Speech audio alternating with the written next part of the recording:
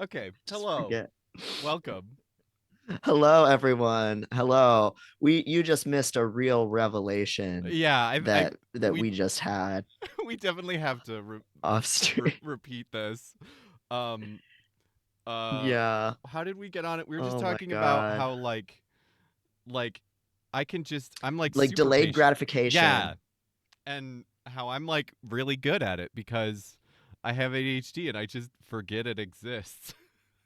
So like that's how my Yeah. hair is so long, right? Like my hair, I've been growing out my hair for 10 years, like over like like going on 11 or 12 years. I've grown out my hair and not cut it. And people are always like, "How do you do that?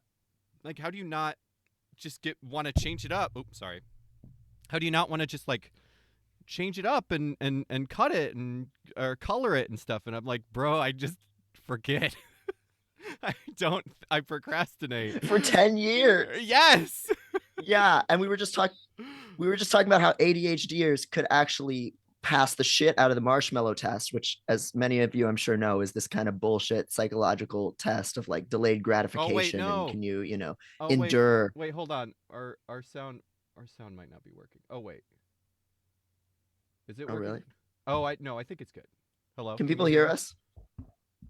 Hello. Hey, I Gavin. think I think they Hey, can. it's Farrar. Hey, Eric.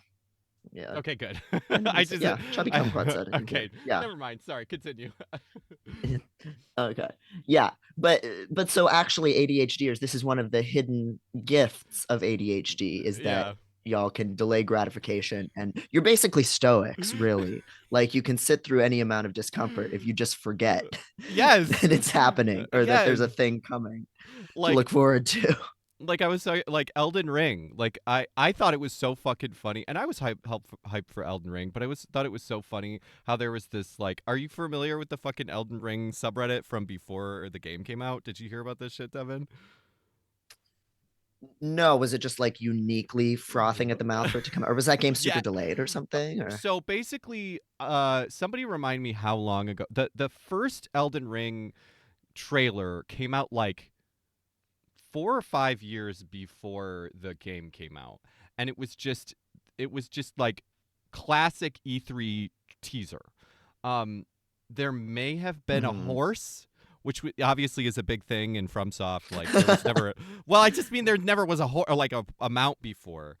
That may have been the one thing Mm. that they revealed, and then also they revealed that it was going to be written by George R. R. Martin. But then like everything else was just like, fucking from soft RPG bullshit. The fingers of the souls of our fire in the souls, and it's like that was it. And the Yeah, fucking great.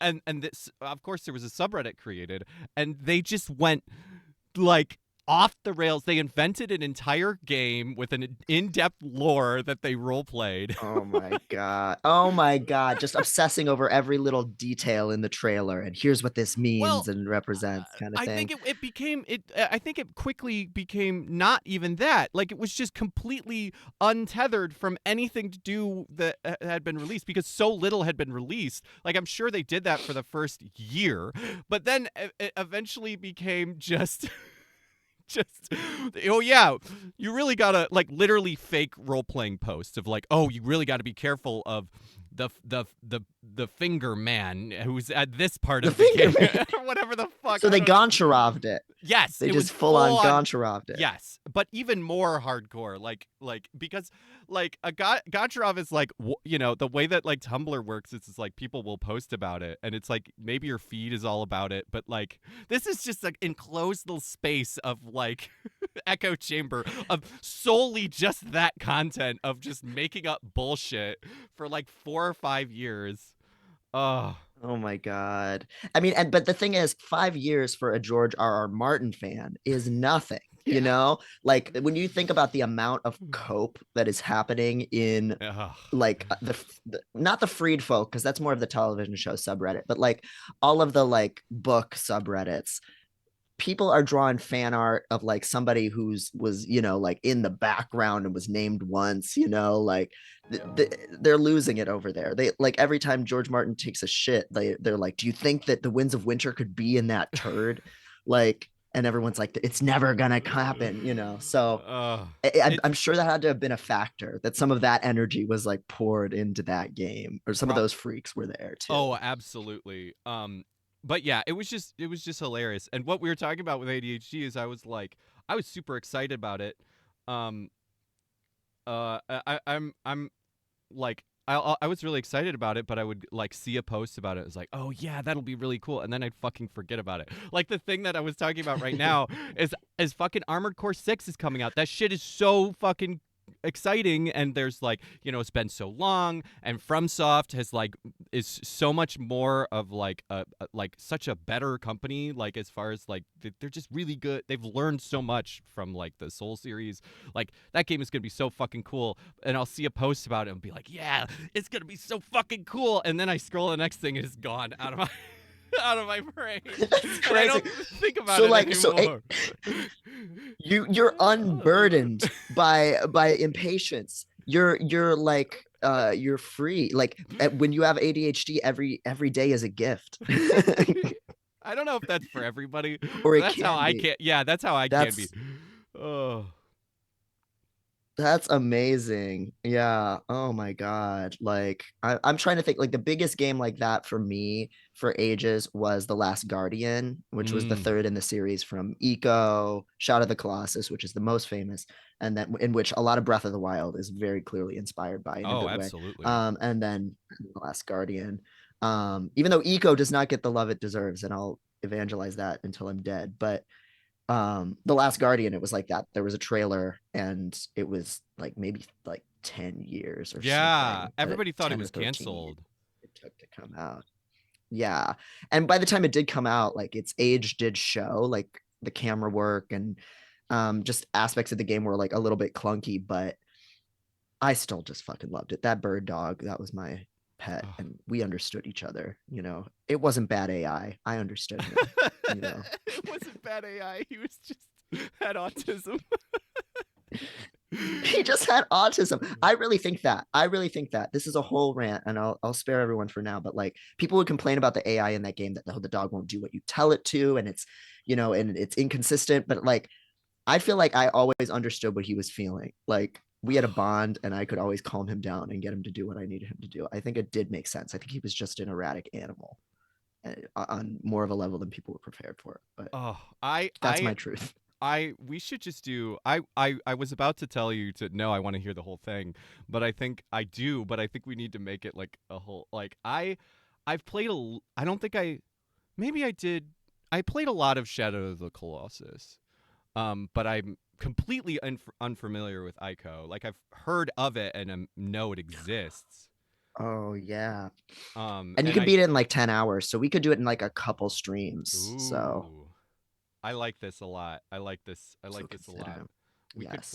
We could play some of each of them, or we could. Yeah, I like this idea. So we'll do more of that. Our first stream music was the Shadow of the Colossus music too. That's right, which is so epic and swooping for what we're doing. but but very good. Yeah, I did want to shout out. We were talking. I didn't want to interrupt us, but I really did want to shout out. Thank you so much. This is Mew, for subscribing, and also before the stream started, a Yeah. monster for resubscribing for 3 months. Awesome. Oh, Oh thank wait, no, you. Thank you, they've been Nev. subscribed for 3 months. I think it's saying, but yes, regardless, thank you so much. Okay. Well, yes. Yes. Thanks for sticking with us, and welcome. This is Mew. And Trans Peaks, yeah, I will say, like, saying I wanted to play The Last Guardian, but I haven't heard good things. If you liked the other two games, I think you should totally take it for a ride. I loved it. I was very moved by it. Are there a few moments where you have a gigantic animal in a very small passage and it's hard to see what the hell's happening? Yes, but I think it's worth it for the rest of it. Very Yeah. bad games can be good. Yes, I love bad game. um, but yeah, so we have a bunch of stuff. Oh yeah, we have a really Yes. important thing to start with that's completely unrelated to anything we were talking Oh about. yes. Yeah, before we get into some real like serious internet drama today, which is this is all lots of layers of internet drama. Let's start with with the dumbest shit. This is really The important. Gronkster. I think that Y'all this know is about really Baby serious. Gronk? Livy just convinced Baby Gronk to commit to LSU. Baby Gronk is the #1 college football prospect in the country. He averages 300 yards and 5 touchdowns a game. On his visit to LSU, Livy rizzed him up. Livy even hugged Baby Gronk. He might be the new Riz King. Do you think Baby Gronk will lead LSU to a national championship? Oh my god. Uh,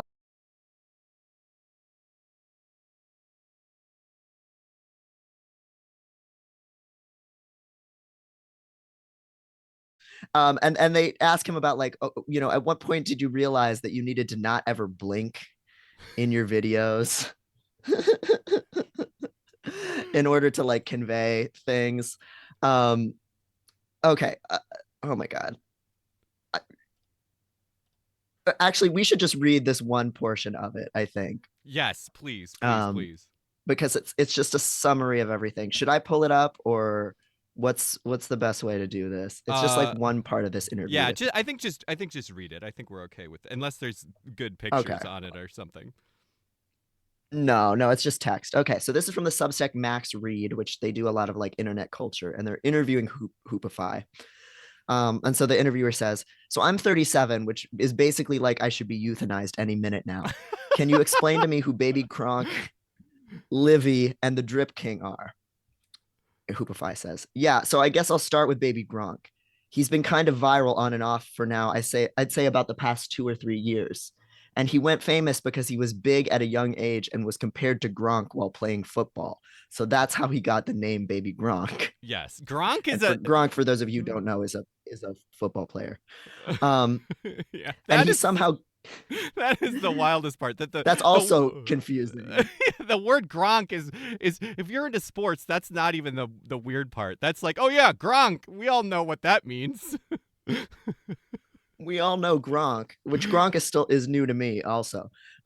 Okay, and he somehow got a visit at Oregon and like claimed he committed to Oregon at like 7 years old. And that's when he first went viral for that. And they've kind of been playing off that ever since because he has connections where he can get into these colleges and act like he's going on an official visit. But in reality, we know you can't go on an official visit till you're like a junior in high school. Then Livy, she's a gymnast. She's good at gymnastics. She's Okay. playing Division 1 gymnastics. Like, I didn't know this either. Okay, good. Thank you. yeah, yeah, I didn't know that either. Like, she's really good at that. She went viral because she was kind of the first person who was doing the sports stuff and the social media stuff when it first came out. She was kind of big before everyone started doing that. And she's also like, I mean, people find her attractive too. So that helps. If you look at her comments, people are kind of like, they're calling her attractive and stuff like that helps. And then one time, Baby Gronk was at LSU and he met up with Livy. And that's how the thing got started. Before I get into that, I guess, let's go into what the Drip King is. He plays lacrosse Wait, at UMass Amherst. I didn't know the Drip King is an actual other guy. I'm learning Yeah, he's so a grown person. and he started the same way I did, Hoopify, making lacrosse videos. One day, he made a video about I Black and called himself the Drip King. And that really did well. It's like the most swag on the field. Doesn't matter how good you are. What matters is how good you look on the field. And that took off. And another big part of his channel was basically trying to get Livy to go on a date with him. So the whole thing started at once. Baby Gronk met Livy. I made a whole thing about it. And that's where it leaves today. And then Max Reed asks, "So, I mean, I don't want to blow up your spot, but this is a joke, basically." And he says, "Oh, yeah, 100%." Oh, it's so good. This is like, oh man, I'm never gonna hate somebody for info dumping and having a weird special interest. We stand. Yes, and it's just I think the thing is like it's it's the fact that I think I should have brought up the tweet, but there was some tweet people were referencing where it was like I'm old, like I'm 50, so every headline just sounds like, you know, like this is what every headline sounds like, you know, like I forget they had like some Yeah. made up one, but it's like Livy rizzed up Baby Gronk. Like that's just every headline after a certain point. It's true. And you can just miss like an entire ecosystem of social media commentary that's been developing for 2 years, like pond scum in like a mug in your kitchen. Absolutely. Okay, there's one other part from this interview. Do you lean into that stuff now? Like if you made a video where you blink, would you redo it? And he says, yeah, I make sure I do all the things that piss people off. Oh my god. I think it's just such it's like cellar door. It's just a beautiful phrase. It's just hold we're And it's a beautiful boy. it's a beautiful boy. It's the words are so like your brain is like I should understand what this means and I don't. And it's a beautiful boy. And it's just everything about this is just we're so It's so good. oh His delivery is so clutch. yes. Yeah, I think that's Uh the thing, and the editing and the sound effects, like Livy yes. just Oh, is this another convinced one? Oh Baby boy. It's just the Gronk same to one. commit to LSU. Baby Oh, Gronk say is what? the #1 college football prospect in the country. He averages 300 yards and 5 touchdowns a game. On his visit to LSU, Livy rizzed him up. Livy even hugged Baby Gronk. Livy even hugged Baby Gronk. The pure but like sterile lobotomized enthusiasm he brings to his line delivery is really a kind of intelligence. You don't just do that. I want like the sound, the bing. So it's so like YouTubery, like TikTok-y, like wow. Wow, that's another thing he mentioned in the Max Reed interview was that he adds too many sound effects and like the big bright fonts, like everything is designed to be so annoying Yeah. and just the most like overhyped YouTube production because that's where he started out was like lacrosse YouTube.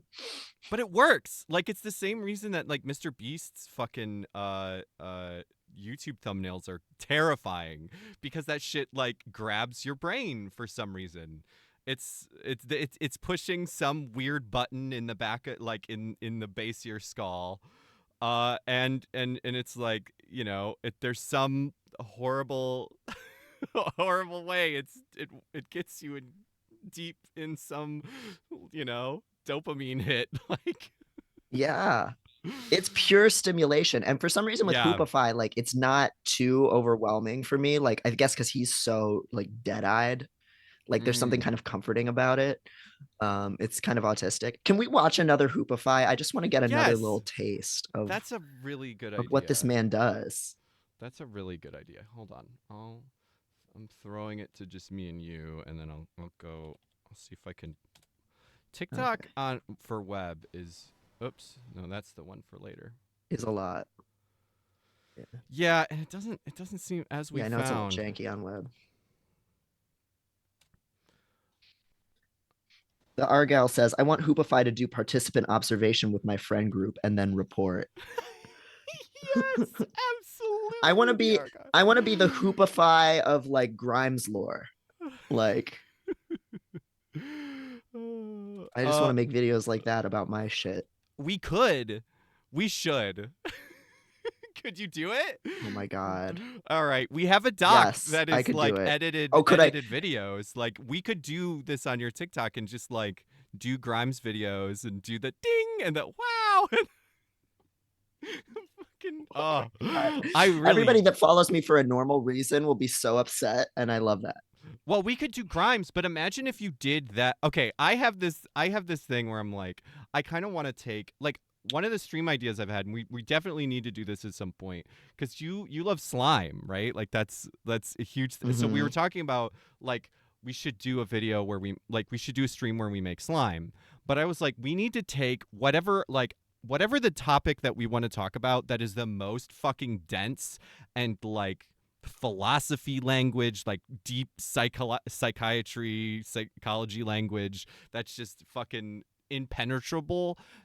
Like whatever the most impenetrable discussion that we want to have on this show, we need to do it while we do slime, and then each of us set up second cameras so we're talking but then also playing with slime, and we're just like, Oh my God, yes. Yes, just like those TikToks where it's like a speedrunner right game app and then somebody like talking about something serious right next to it. right Yeah. absolutely. And so like I love the idea of taking these awful, I don't know, these awful things that work, that and these weird algorithm shit, and then we're just like, yeah, we're just gonna do that, and then but do it for like our ends. So yeah, I love, like, Grimes would be great because it would actually fit the format, but I also like the idea of taking that format exactly but talking about like police brutality or something, like something even more obscure, like something about autism, or like disability rights, something just really weird and obscure. Yeah, like yeah, just talking, just like doing a book report on psychiatric hegemony while like yes mixing slime. yes. Yes. Well, there's also layers to this because like we could also do like there's so much drama in the slime world itself too. Ooh. That I could be a hoopify for slime drama as well. Like a few big slime accounts came out as TERFs in the 2020s, in early 2020. Like there are people who accuse each other of stealing formulas from each other, even though it's literally like glue and borax and a very particular kind of clay that everybody uses. People will like literally accuse each other of stealing shit. It's really good. So yeah, that's add that. If we haven't done it, if it's been a couple months and we haven't done it, yell at us about that. Yes, remind us of that. All right, Slime delu. I still don't know how to pronounce that philosopher. Yeah, let's watch a couple other of these Hoopify videos, just because I have you watched any other ones? No. So this So will be I'm excited to get a experience. taste. Oh yeah, cat hair everywhere. Soft punk slime would be perfect because they're real. They're about that life. Oh shit! I didn't even think about that. We could have Slimers on. I love this. I love this. Oh yeah. Okay. Are Lots of these just all? possibilities. These are all just about Baby Gronk, though, which I mean we love. Okay, here's. Can't be the drip king Okay, here's the and drip. not be wearing a Cascade helmet. Did you forget who I am? What? What is this song? Oh my god. Hammett calling himself the drip king. You can't be the drip king. Hopefully that doesn't get. Okay, yeah. Here's one. Here's one Libby about. just convinced Baby Gronk. Oh no, Baby that. Gronk, Oh, these are Baby Gronk, Baby Gronk, Baby Gronk, Baby Gronk, Baby Gronk, Baby Gronk, Baby Gronk, Baby Gronk, Baby Gronk, Baby Gronk, Baby Gronk, Baby Gronk. Oh no, Baby I'm Gronk, getting Baby getting Gronk, Baby Gronk, ASMR. Baby Gronk, Baby Oh no, I'm Gronk, coming. Baby Gronk, Baby Gronk, Baby Oh Gronk. no. Libby Oh just no, I'm in a convinced trance. Baby Gronk, Baby Gronk, Baby Gronk. So I think we're on the search for Hoopify rather than his actual like page. Oh, duh. Okay, that yeah. matters. See, I didn't Yeah. realize So that. yeah. There we go. Yeah. Who is? Yeah, whatever moves your spirit. Baby Gronk? Somebody said. Oh no, TikTok. Yeah, TikTok broke. Oh yeah, it makes you like refresh it on desktop, doesn't it? It's really bad.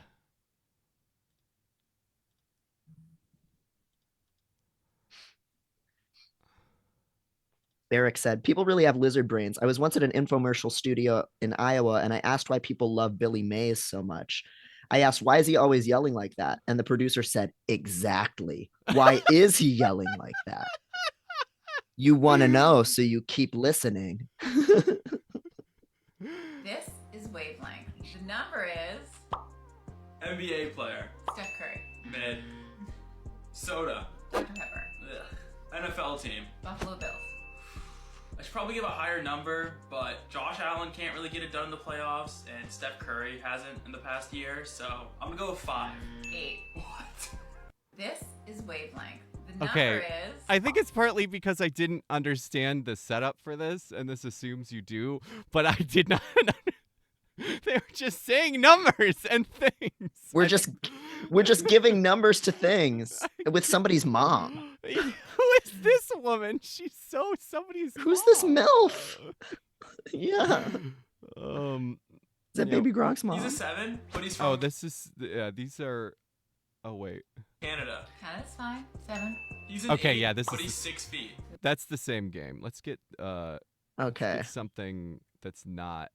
Who is this woman? Why is Yeah. this his mom? Like literally, why? Is I think this she- is his mom. Oh, that's right. In the Max Read interview, they talk about how his followers really like his mom because she's hot. Yeah, that's his mom.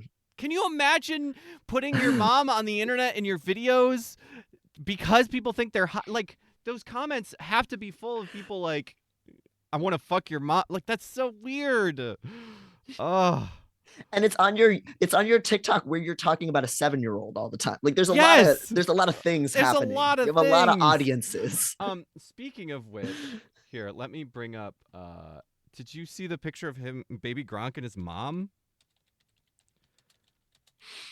Oh, I don't know that I have. Let's see if I can pull it up really quick. All pictures of Livy. Yeah.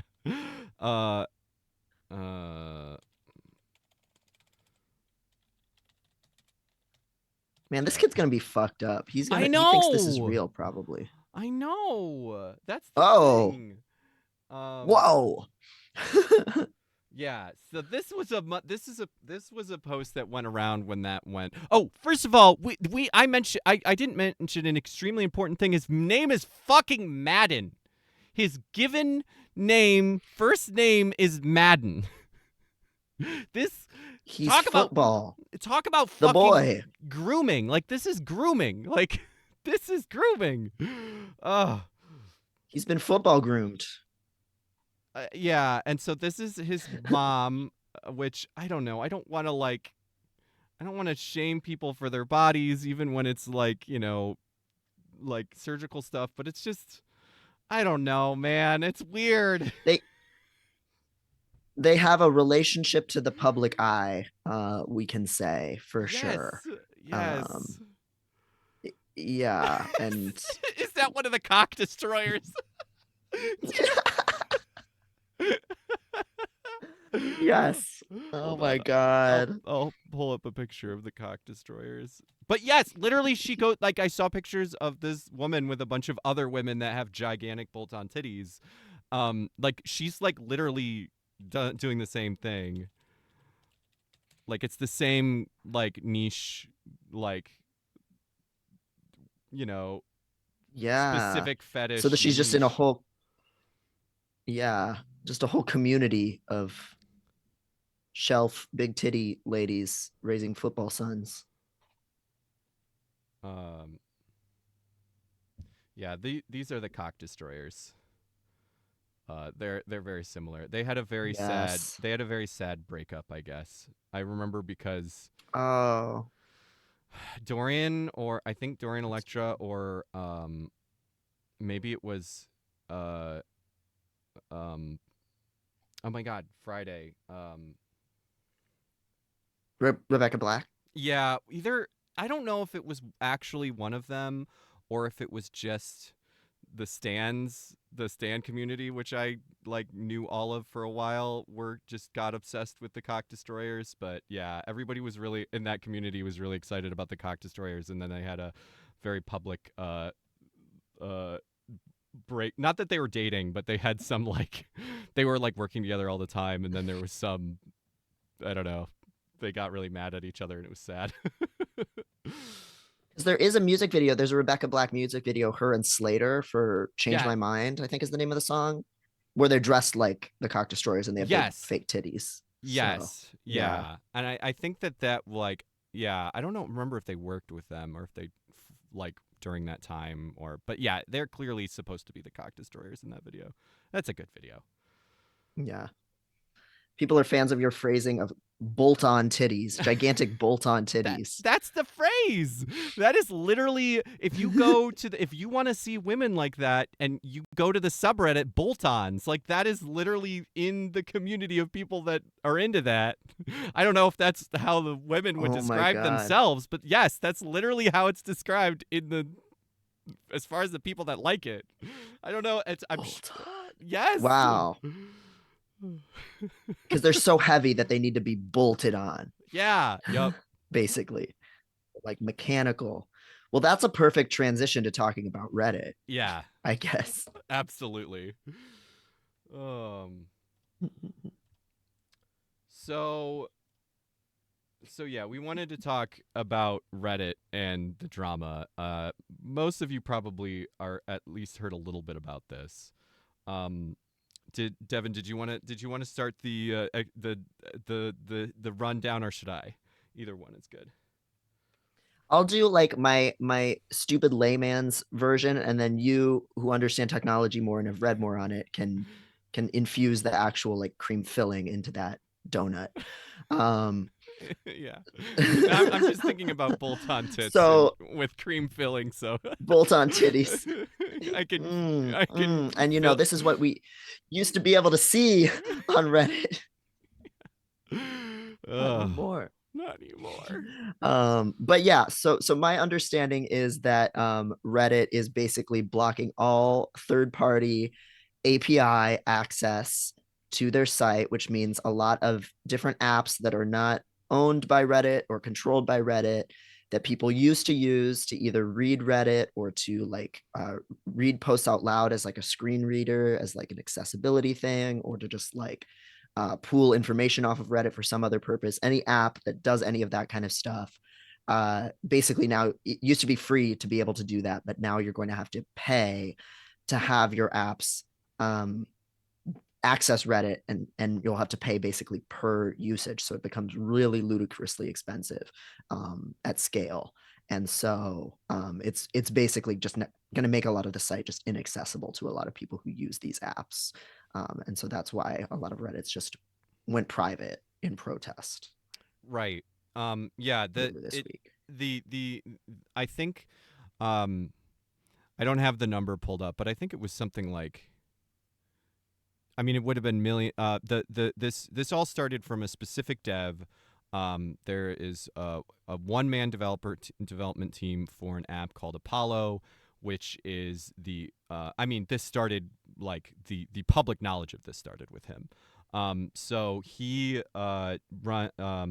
created and runs Apollo, which is a third-party Reddit app. And I think he was saying something like. I want to say it was $20 or $200 million a year to run the app, something to that degree. It would be an astronomical amount of money. Like there's no amount of monetization that these third-party apps could do that would make this break even, let alone profitable. So yeah. Oh, I actually have that pulled up from Digital Trends. Apollo says that because they have 7 billion requests a month, that would cost them under this new pricing scheme $2 million a month, 20 million ish a year. Look at that. I got a number right. I remembered a number right. That's like a small miracle. Yeah. You got them both right. Yeah. Don't trust any numbers I say. I'm really bad at numbers. But anyway, so yeah, he came out and, basically said, and there was also a bunch of drama about like, according to him, the discussions behind the scenes were like really immature and unproductive because what Spez, Steve Huffman, who's the CEO, one of the founders and CEOs of Reddit, has basically said is that we're open to discussion and blah blah blah. When really, according to this developer, we don't have any reason to distrust. Yeah, basically like they were really, there wasn't any discussion and they weren't even answering emails about stuff and all of that stuff.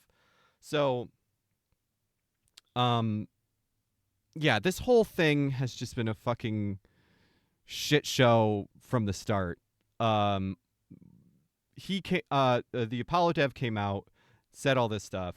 Other devs of other apps corroborated it. People started talking about the 48-hour blackout, and the first thing that happened basically, that as this drama kind of kickstarted, was AMA in the mod. I think it was like I forget the subreddit, but it's like the subreddit for like mod discussion. Where they basically tried to like, you know, answer. They were like, we're gonna answer everybody's questions about this shit. There's a billion questions. They only answered a few of them. I didn't ever see any actual like backing up of this. There was some people that were saying, because basically they were only responding to power mods questions. Like there was a bunch of questions that were just like, because like 90% of all of the, like, if you break it down like per user for the subreddits, like all of the biggest subreddits are all run by like literally a group of 100 people. Like it's the way that this stuff works is it's like there's a very, very small number of mods that are doing most of the modding. And so that there was accusations that there were planted questions that some of these power mods were asking, and then Spez was answering.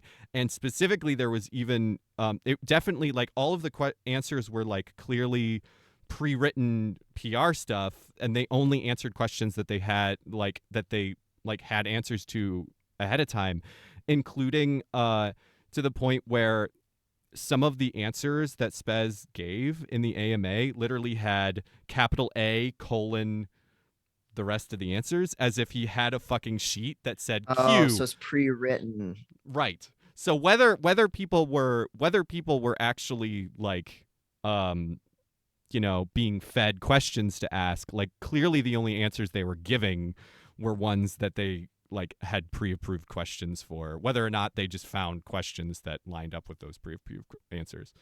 It was a shit show. I was just looking for let me find this fucking comment that I'm just gonna leave here. Where did Your mic is crackling just a little bit, by the way, so maybe just turn it down like a little scotch. That's so weird. Test. Okay. Okay, that seems fine now. Hello, test. Okay, that should be better now. That's good. Yeah, no crackies. Where did this go? Oh, I meant to put this in sooner.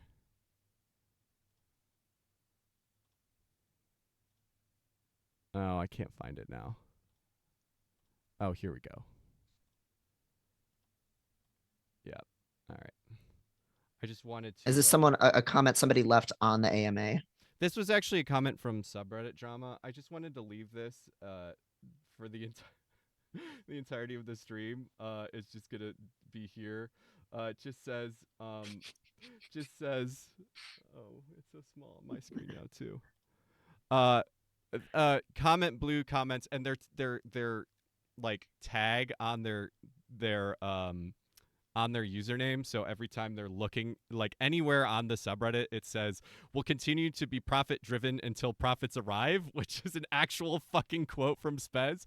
How are they so bad at this? My expectations were low, but holy fuck. Like that was the entire response. I just wanted, because that was literally the entire fucking response, like, to this. Here. Somebody said I'm quiet now, so I'm going to turn myself up. I'm still hearing cracklies too. I'm sorry. Really? But I don't know. Yeah, I don't know. Does anybody else hear that? Like maybe I'm crazy. It could be something. Yeah, I'm curious if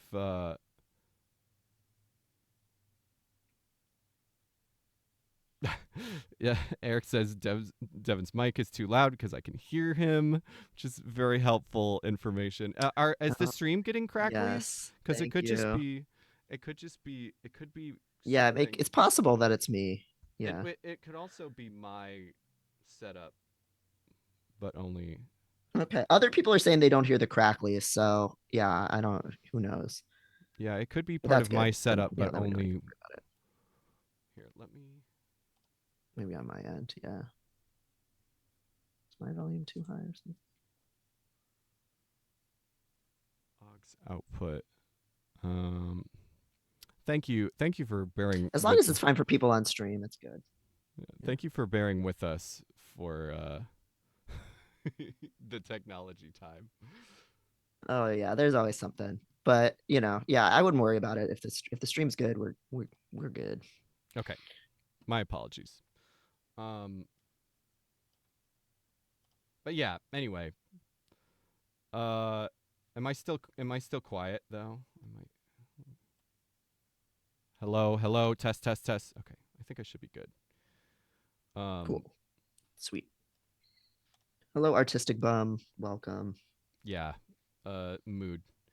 Okay, so anyway, what was that? Where was I with this dumb story? So, yeah, it basically the whole thing has been a shit show. The Argyle mentioned Rampart. If you're familiar with that fucking AMA meme, that is exactly what it was.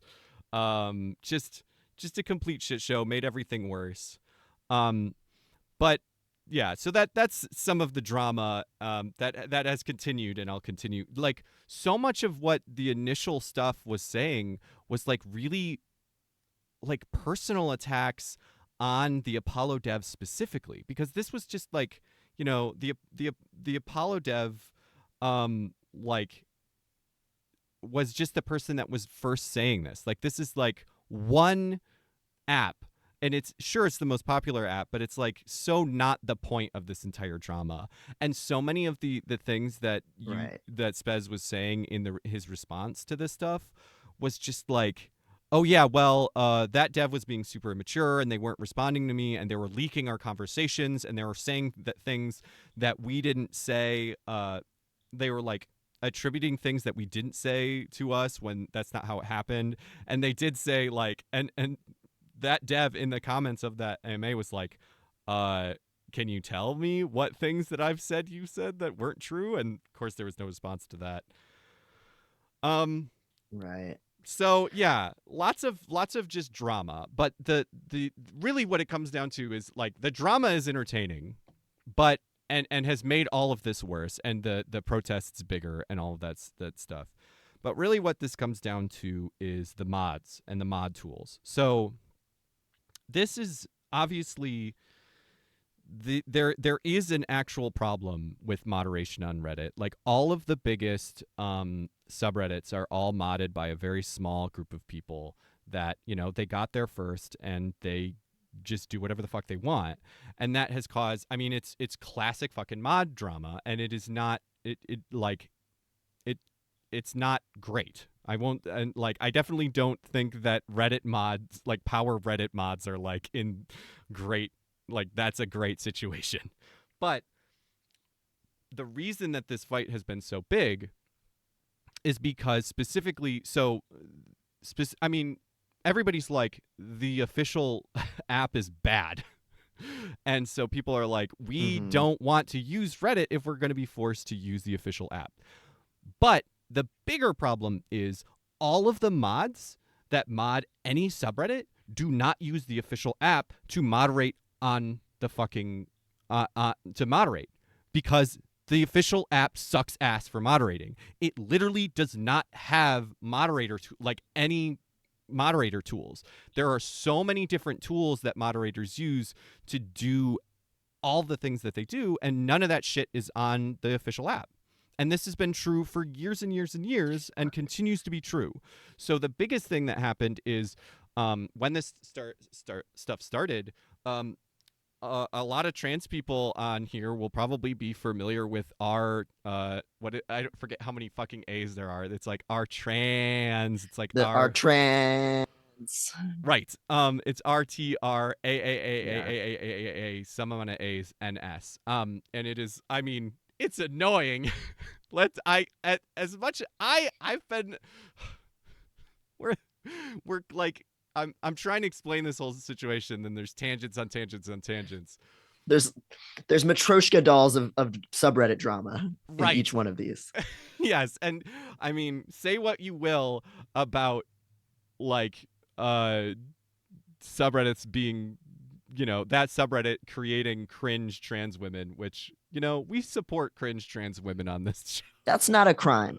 We're pro annoying bitches Yeah. in the world of all kinds. And I feel like half the shit that I see people complaining about on our trans are these fucking stupid MRA trans guys that are like, why are all the memes about trans women? Why aren't there any trans guy posts? And it's like, well, make a funny joke and Yeah. then like make a post that's good. You're Right. not oppressed for the fact that you have no riz. Yeah.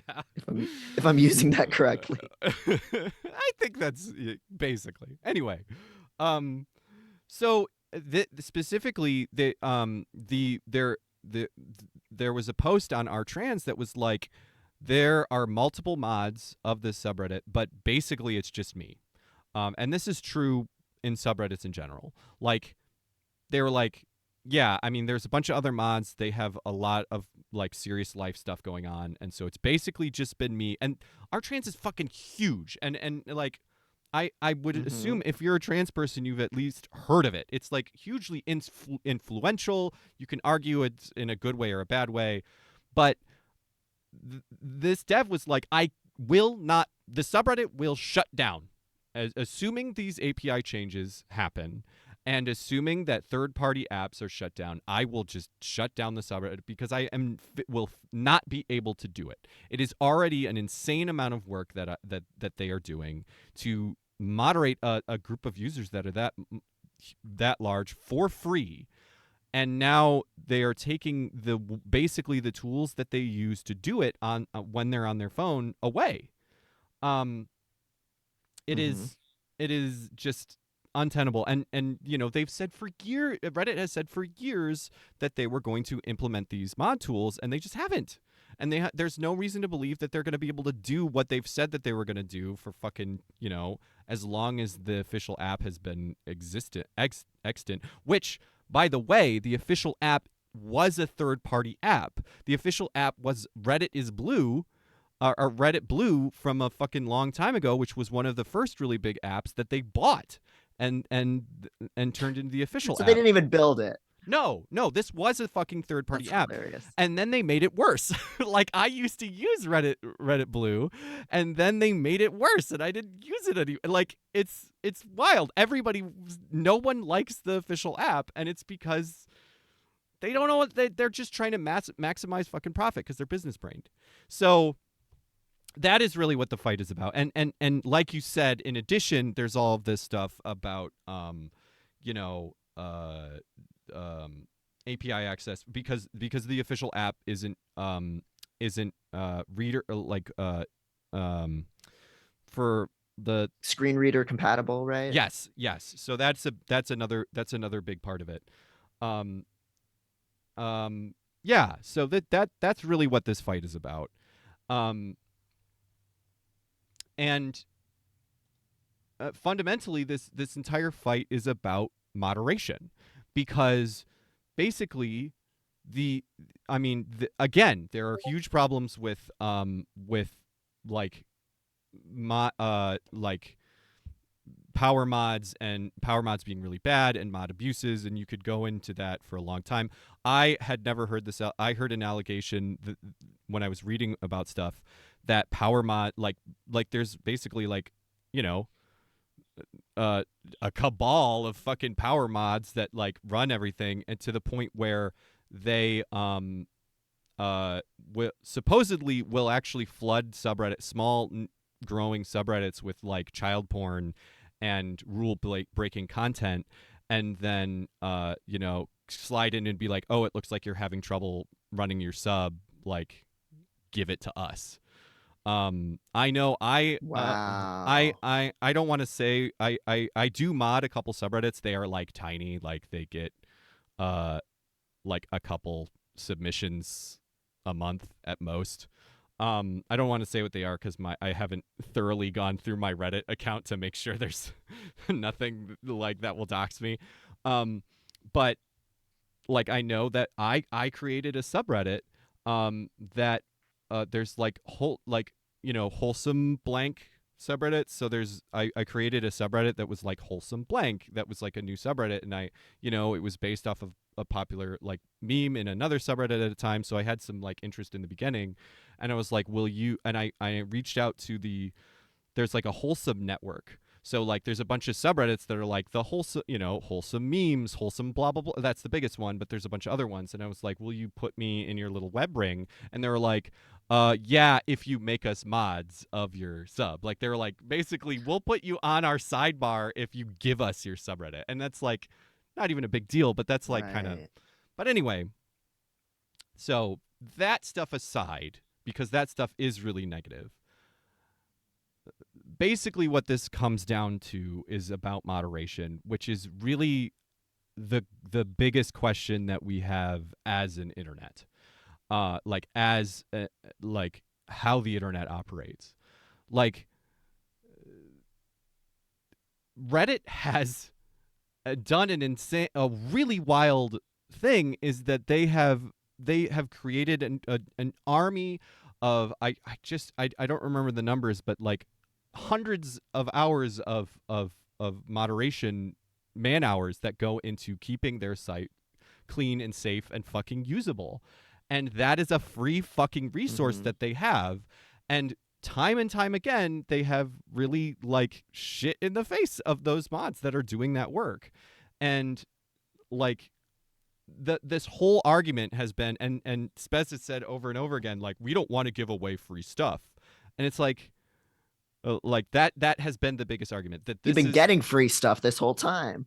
Right. Like all of the data that you have, the entirety of Reddit is fucking free shit that people have created for your website. And that is the moderation, but it's also all of the fucking content, both the content aggregation that people are doing in, sharing memes and shit, but also the bigger thing that is the only way to get fucking actual real information anymore, because all of these websites, all fucking business and capital has the same fucking business strategy, and everything from fucking Uber to Reddit to fucking crockpots, like everything is just I mean, that's sort of a separate thing, but like get all of this venture capital money and then just keep getting venture capital money based on your user base rather than your like profit, like how much profit you're bringing in, because none of these websites are fucking profitable.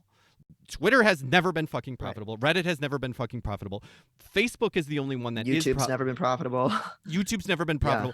Yeah. Facebook is the only one that's profitable, and it's because they're in the insane amount of evil. Facebook is the only one of these corporations that are fucking profitable, and in their pursuit to get profitable, they made Donald Trump the fucking president, and he killed all those people in the pandemic. Like, it's a fucking straight line. Like, it's not the only thing that caused that to happen. Right. Yeah, this just cannot be a profit-driven venture. The entire capitalist model for something that is actually probably better conceptualized as like social infrastructure, right, it just does not fit, because the value of the platform is always the people and the amount of free work that they are putting into generating content or sharing content they've already made on the platform. And that is just tons of data every time somebody shares it or accesses it. And so the more useful and appealing you make your social media site, the more unwieldy and expensive it becomes. Right. And so it's always going to be this lopsided thing that's not going to make money. And also, this is a complete sidebar, but I've been reading some data lately that suggests that no amount of algorithmic advertising works. Yeah. Like, no matter how much data they actually have on you and try to target you as a user to show appealing products and services to you, the data is suggesting that even though that's way more expensive to do that kind of targeted advertising, it doesn't actually lead to an increase in revenue anyway. And so eventually a lot of these corporations are going to realize that, and the one revenue source for these platforms is going to fall. And it already isn't enough to sustain these platforms' advertiser revenue, even under the model that assumes advertising does anything. And we don't really have any evidence that advertising does anything. That's a whole other conversation. But yeah, we're just built on this inherently unstable ground that just relies on people pouring so much energy and so much of their work in writing and creation and artistic contribution into this pit. Um, Yeah.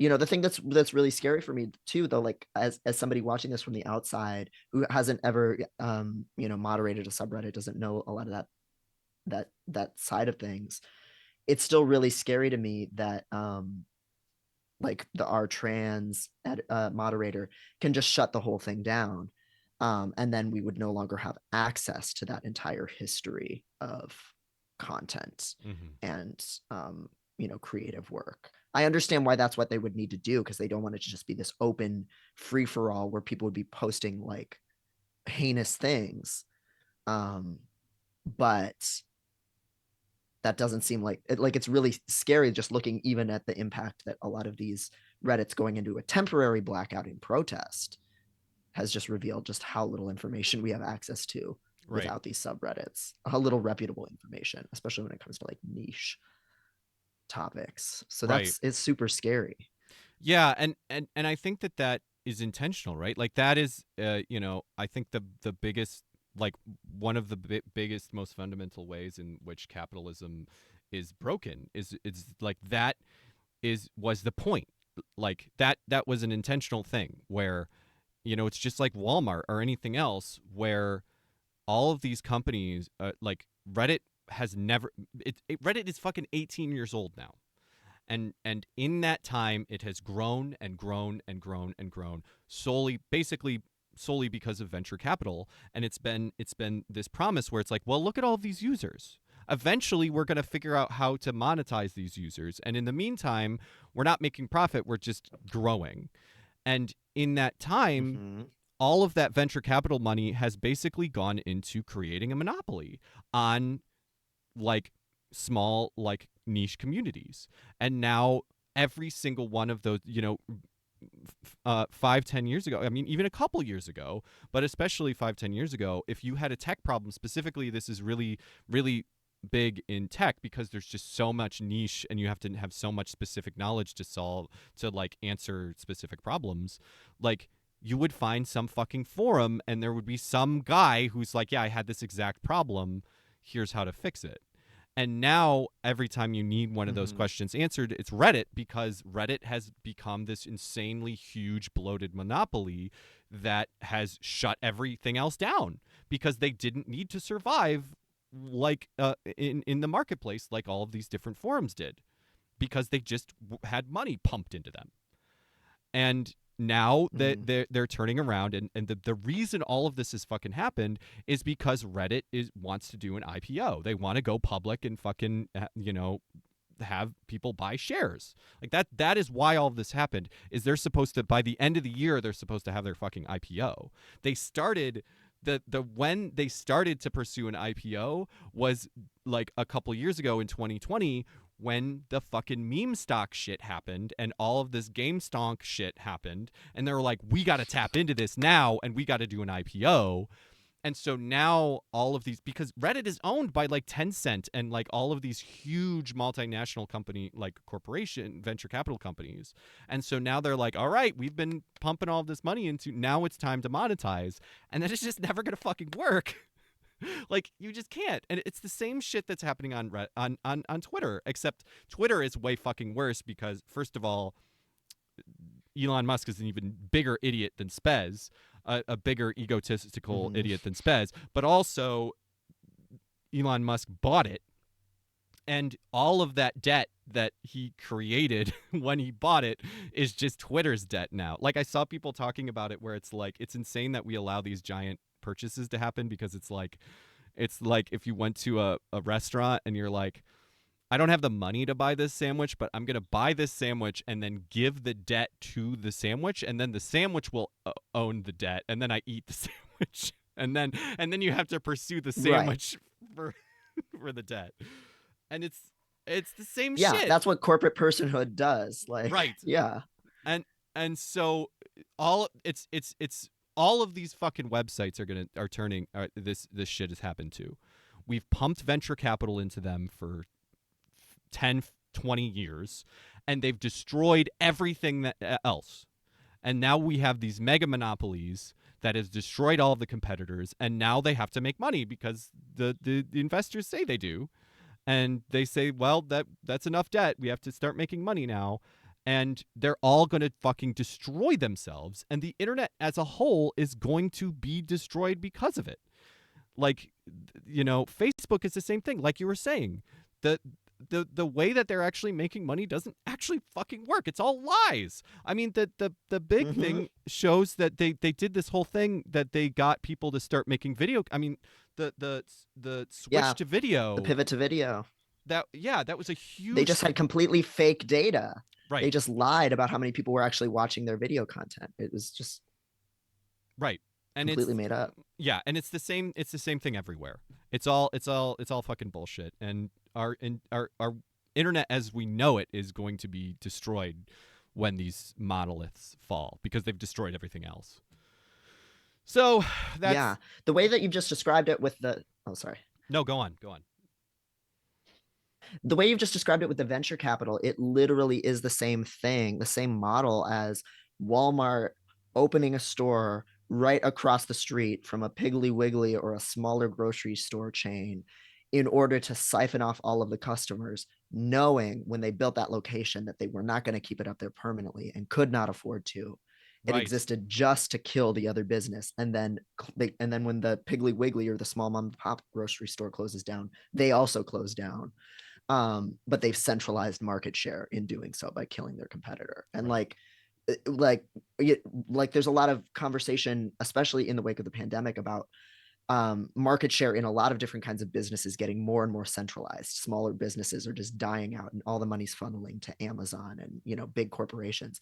And what we're seeing right here is literally like data centralization, where people would have had, as close to put it, these little shit forums that we all used to be on. And now instead of putting our fan fiction and our art and our analysis and our research and everything else onto those sites, it's all just been poured into the single available siphon that is Reddit. And so then when that's gone, we just lose all of it. Right. And it's because, that same thing, it's not like Reddit won the, out at the marketplace because they were better. I mean, that's some of it, but most of it is they just had more money because of venture capitalists. Yeah. Oh my God, Callisto, you had a Hatalia roleplay forum? Oh my God. You're canceled. Oh my God. We need a like a Law and Order like gavel or something, because damn. Just while I was writing raps on the Invader Zim forum. At Lee Hall, yes. Sites where so many contributors hide their content behind a paywall. Yeah, that is related to kind of the next thing I wanted to talk about. There was a great article. Did I remember that you also shared this? The last page of the internet, is that what it was called, or the last page of the internet by the on the Defector? The last place, or yeah. Yeah, the last page of the internet by the Defector was an article, and it kind of talks about Reddit and how this is like this is just how all of it's going to be. The internet's best resources is almost universally volunteer run and donation based, and the drive for every time a great resource is accidentally created by a for-profit company, it is eventually destroyed, like Flickr and Google Reader. Like, that is just capital destroy. It like hosting Reddit is not a thing that can be profitable.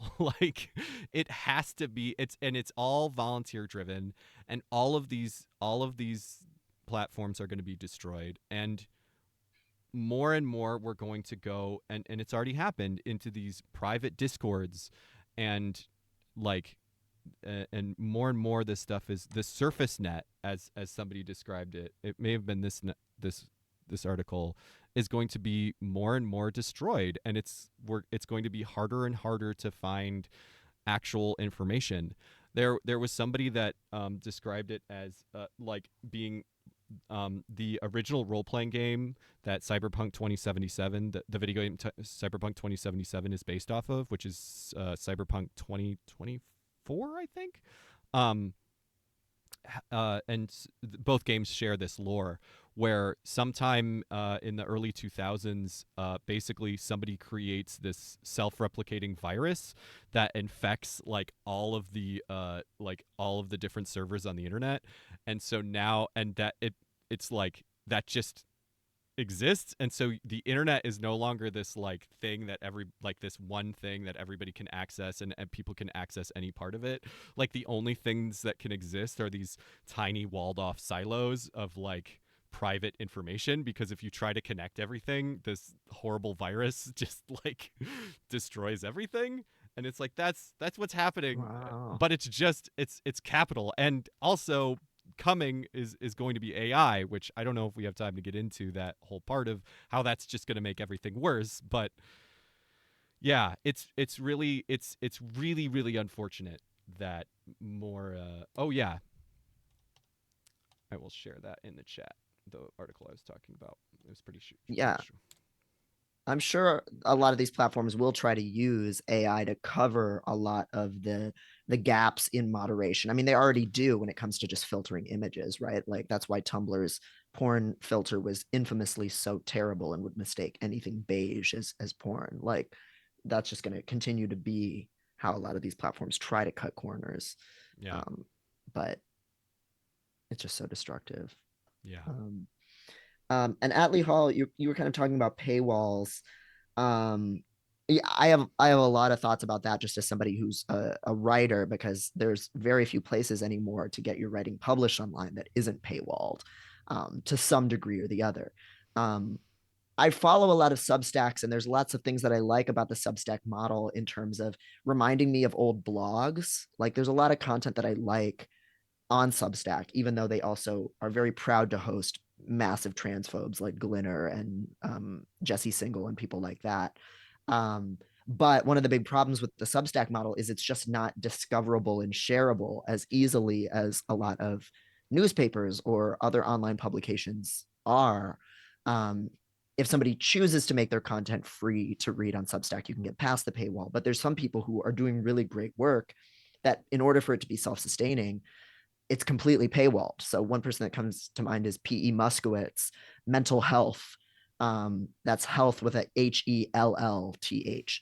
All they do is write about psychiatric abuse and medication and in institutionalization, all this cool stuff. All of these articles by outside writers, like a true magazine, but you can't read a single, word of it if you don't pay. And that's just what they need to do to be able to pay her writers for that site. So I can't knock it, but it means that information can't get out as easily. Right. That's why I'm really big into Medium, is because the paywall is porous and people can get past it. You get 3 free reads a month, and if you go past that, you just open a Medium article in an incognito tab and you can still read it.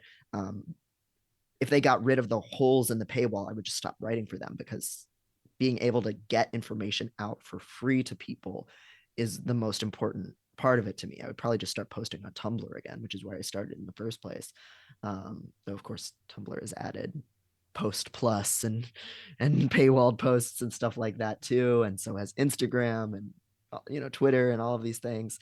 But it's really, really scary that when it comes to actual news outlets, you can't find any reputable information that's free to access. It's all paywalled. Well, that's why people go to Twitter, for bad information, because it's free.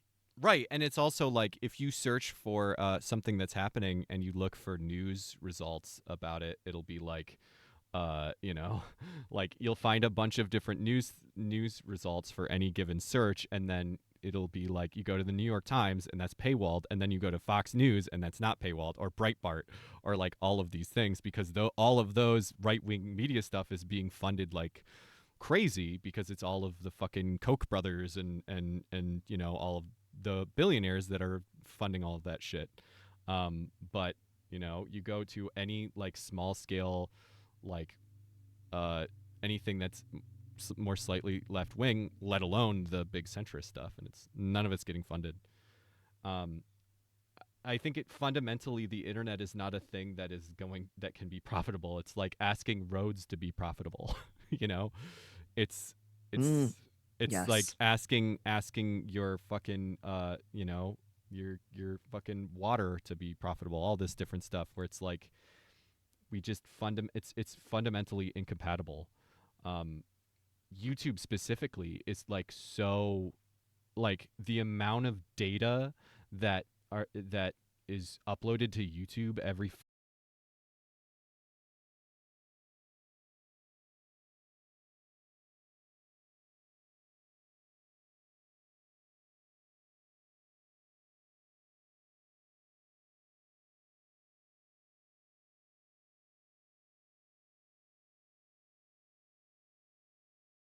world problems every day are Reddit and YouTube, and they're not fucking profitable, and Reddit is not Google, so they so I legitimately worry that this is going to destroy Reddit, and that Reddit is going to because like actually dig themselves into a hole trying to make money, um, like because I mean let's see if I have the chart. Yeah, so uh, this is a chart of Apollo, which is the the app that I was talking about. It is the biggest app. Um, it is the biggest app on both the iOS store and the Apple store, aside from the official Reddit app. And this is the official Reddit app versus Apollo, and it is it is minuscule. It is nothing. And I couldn't find it, but I saw another. This is specifically the App Store, the Apple App Store, and I saw another chart that was very similar to this. That was a bunch of other ones because Apollo is like astronomically bigger than any of the other ones too, and it's doesn't compare. Like the amount of people that are using these third party apps are minuscule. Like it's nothing to their bottom line, but it's Right. so important for the moderators and all of the people that are doing all of this free labor. And the only reason that they are trying to do this is to look good to investors because they're going to do this IPO. So So they're so going to Reddit's main beef with Apollo is that oh sorry. Oh, I was just going to say they're going to continue to do stupid bullshit that doesn't actually even help them but looks good to investors. So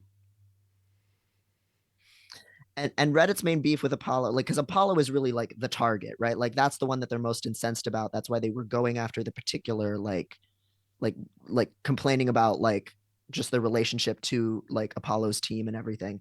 And like their main issue is just Apollo doesn't have any ads. But like looking at this percentage, like the ad revenue that they would be getting, even if everybody using Apollo went back to the Reddit app, it would make no difference. right, It would right, just be negligible.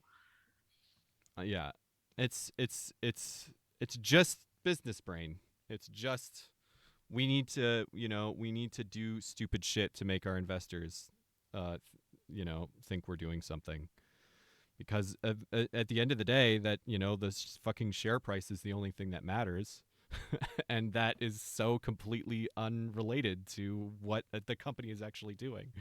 Um, I'm reminded of this. Right. Yeah. Um, I'm reminded of this other news story about fucking uh crock what was it, Instant Pot. Did you hear about this? Did you hear about this? Yes, yeah, I just saw this. I think I saw it on Reddit of all places that because Yeah. these crock pots are so durable and people like buy them for life, which is also a great subreddit by the way, buy it for life. Um just like really long lasting products that are like well made. Like that they're just financially unsustainable because they can't have that like fantasy of forever growth because people will buy one pot and just use it for 20 years, 30 years. Yeah. They were bought out by a venture capital company, and of course, and so now they're going fucking bankrupt, and because they can't turn them into a subscription, like, and Yeah, it's it's the Juicero it's model for crack for soup. Supero.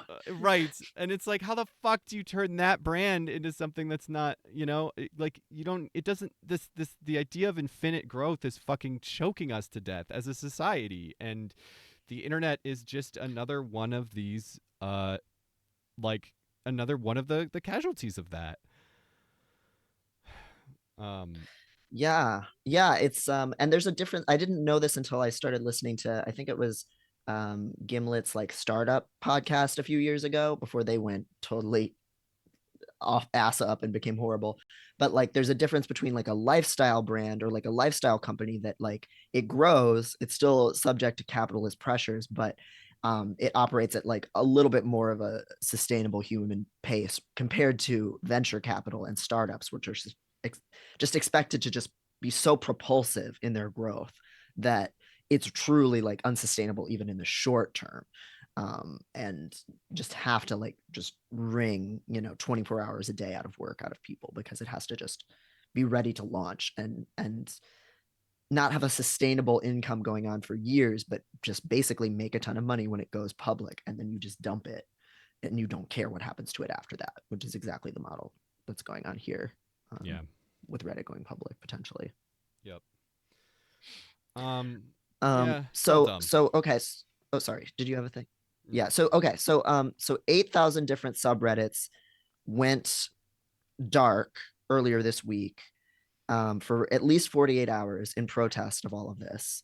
And that's some of the like the really like major subreddits: gaming, food, funny, awe, like and just a bunch of other things. Like I know the Disco Elysium subreddit was down. The main Grimes one was down, but the Grimes hate subreddit was not. A lot of the trans ones were down. The top surgery ones stayed up because people need like emergency medical care questions answered on that one. So that one stayed up.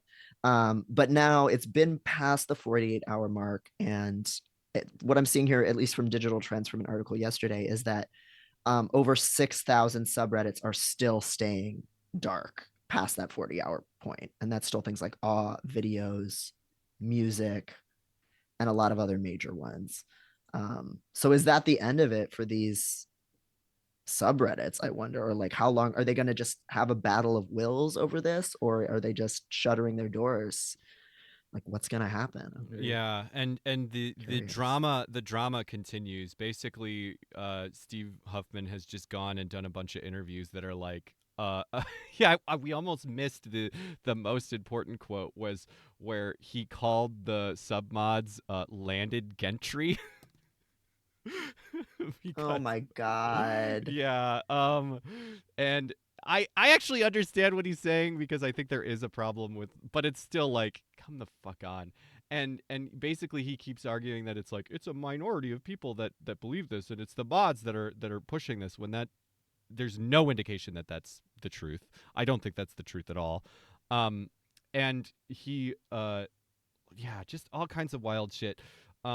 He specifically said that they were not going to forcefully reopen subreddits, but then there, in some of the communications with mods, that Reddit has actively threatened to do that.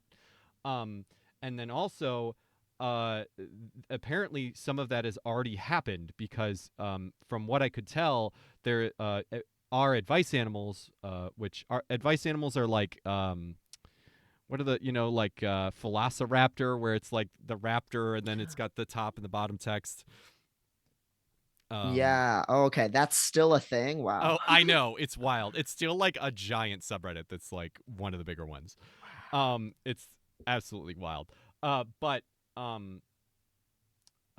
they supposedly all of the because there's a bunch of mods in the subreddit, and they all like, there was some agreement. Like I think a lot of people didn't participate in the like behind the scenes discussion. Like a lot of the mods didn't participate, and then one of the mods that was like, they're basically, mods have like ranks, right? So it's like there's the top mod that like created the subreddit or gave, someone has given them the subreddit, and then every mod has sort of has a rank so that you can kind of like decisions can be made, and one of the lowest ranking mods supposedly reached out to the admins and were like, after the decision was made to like either keep the subreddit down after the 48 hours, or maybe they came back and they shut down. They shut down again. And the Reddit came in and forcibly removed some of like the top mods that had made that decision. And so it's literally already happened. And the big thing that people are worried about is like if they fucking take these gigantic mods, gigantic subreddits from mods, like how do they fucking replace them? There is like currently ways that can happen. Like if a subreddit does go dark for like subreddit drama reasons, like there is like a subreddit that Reddit requests where people, or if just a subreddit has like been unactive for a long time or something and people aren't actually moderating it. But it's like, does Reddit step in? How do they like make the decision who to give these gigantic subreddits to, aside from the fact that it's like, you know, the whole reason they'd be doing it would be to squash dissent. And yeah, so it's already happened. He called them landed Gentry. These are like coups. Right. And then these really are like palace intrigue yes. kind of shit. Yeah, and then so also in one of these interviews, he was like, he said a couple things like that he wants to make there be a way to democratically remove moderators, which I think is actually I understand what he's saying. I think that his assertion that most Redditors don't want this protest and it's like these, you know, these few mods that are making this decision is not true at all, especially after, you know, the bullshit AMAs that he's done. But also people pointed out that that's just not feasible. You can't have fucking democracy on the internet because it's just going to be overrun by fucking bots. Like it's like right. It's like Elon Musk saying that, oh, we're going to decide things via Twitter polls, and it's like, yeah, the Callisto, it says it's effectively union busting. People who are absolutely like people who are not otherwise invested in a subreddit can just rush over to it and completely just put their finger on the scale. If anything, it could lead to more like centralizing and like having just a small insider network of mods just like running everything. And I, you know, at least anecdotally for me, the way that I first saw a lot of this stuff happening and bubbling up was posts from just regular users, not mods, saying, can we participate in the blackout? Yeah. And that's where I saw it on, because most of the subreddits I follow are very niche, right? Again, specific video games, Disco Elysium, hypno porn, all this kind of shit. And so they're like small subreddits where people are like, hey, we should probably do this thing. And then the mods were like, oh, sure. Yeah, let's do it. Yeah. But it felt very grassroots. And I know that's not representative of some of these big powerhouse subreddits, but I think it does reflect that users who are aware and invested in how Reddit works and keeping the platform running well, they understand why this is such a huge problem. And this is going to lead to just all kinds of downstream issues with access to the site and just, you know, being able to use tools to make the site run. Yeah, TransPeaks says democratically removing mods would destroy every trans subreddit overnight. Absolutely true. And that's exactly. So many different things. And then so he said that, and then he also said, I also think that subreddits should be able to be businesses, that subreddits should be able to make money, which was an insane, just a wild, like offhand comment. And he's like, we're not having that discussion right now, but, and it's like the implications of how bad that would fuck everything up is just absolutely wild. But it doesn't surprise me. I mean, Reddit has gone full force into fucking NFTs. Like, there's a bunch of like, that's probably the bigger reason why they want people to use their fucking stupid bullshit app, is because when you open their fucking app, that your fucking account has like an NFT little fucking Reddit snoo, and it's like, and you like tap the thing, and it like you get fucking NFT bullshit. Like, it's. Yeah, I mean, I'm sure they'll try to just have some kind of subscription model, the same way that Instagram added subscriptions and like subscription posts, or all of these other sites have added, where just you would pay like a $5 a month fee to be a power user or to even access a subreddit. Um, and they'll try that, and that'll not make almost anybody any money except for like some of the most ludicrously big or like you know appealing Right. subreddits. Right. That Callisto said, I'm just worried it'll go the way of Twitter. Still exists, but get progressively shittier, frog in boiling water style. Yep. I think so. I think this is the first mass exodus off of Twitter that we saw after Elon bought it. Is like that first wave has kind of just happened here between the Imgur shit that happened a month ago with all the NSFW images getting purged, and now this. Like, those are just two first waves of migration.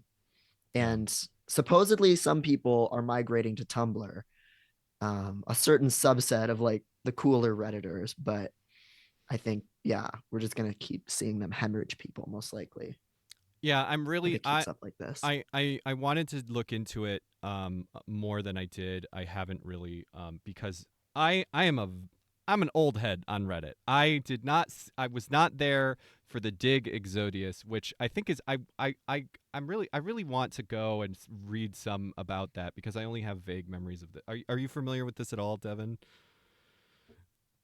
Yeah, I mean, I remember using Dig back in the day, but I can't remember. Like, it's the end of it is like a fuzzy point in my I memory. mean, it's wild because from my I'll have to look up and maybe we can talk about it once I've gotten the whole story, but fresh in my mind. But like, basically, I've actually been thinking a lot about it in regards to to Twitter because basically, if I remember correctly, it was the same shit. They were trying to get profitable, and so they were like huge, and it was very similar to Reddit, but it was content aggregation, and it was huge, way bigger than Reddit.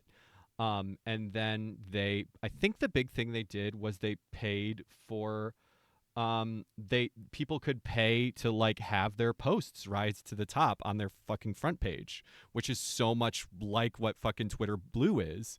And it literally Yeah, destroyed Dig overnight. A big part of it was that Reddit was like so similar. Like Reddit's it was so similar and like I think kind of better in some ways. And a big reason that and and it was able to like take the Exodius, but it was like from my because I started using Reddit like not long after that, and from the stories it was overnight. It was Dig was big. They implemented this policy. Everyone fucking hated it, and there was another place to go, and so they all fucking went there. And the problem now is no one is big enough wow. to fucking take the Exodius. Like if there was a viable fucking and also these places are so big because of all of that monopolizing that they've done that it's so much slower to do that because of the social media. You have to have like a social media with two people on it is nothing. So, there, Yeah, the people are the audience, are the pull. Yeah. right. So, a couple things in that regard. One is that there is a Fediverse alternative. I think a couple different Fediverse alternatives to Reddit. I wanted to look more into these and I didn't. The two that I found are called KBin, KBIN, and then the other one is called Lemmy, Lemmy. So if y'all remember, the Fediverse uh, uh, is like the Fediverse is like a it's not one thing. It's like a big constellation of servers that all use the same like language, sort of like the same protocols. So Mastodon is a social media like basically Lemmy was made by fascists. I are if I remember correctly. That tracks. Thanks for hanging out, Mhm. Callisto. Um, Yeah, thanks for being here. that does track. I know a lot of people. There was a big Reddit Exodius from Reddit when they closed a bunch of subreddits like the Donald and shit. So it doesn't surprise me that there are a lot of alternatives to Reddit that are just like fascist places.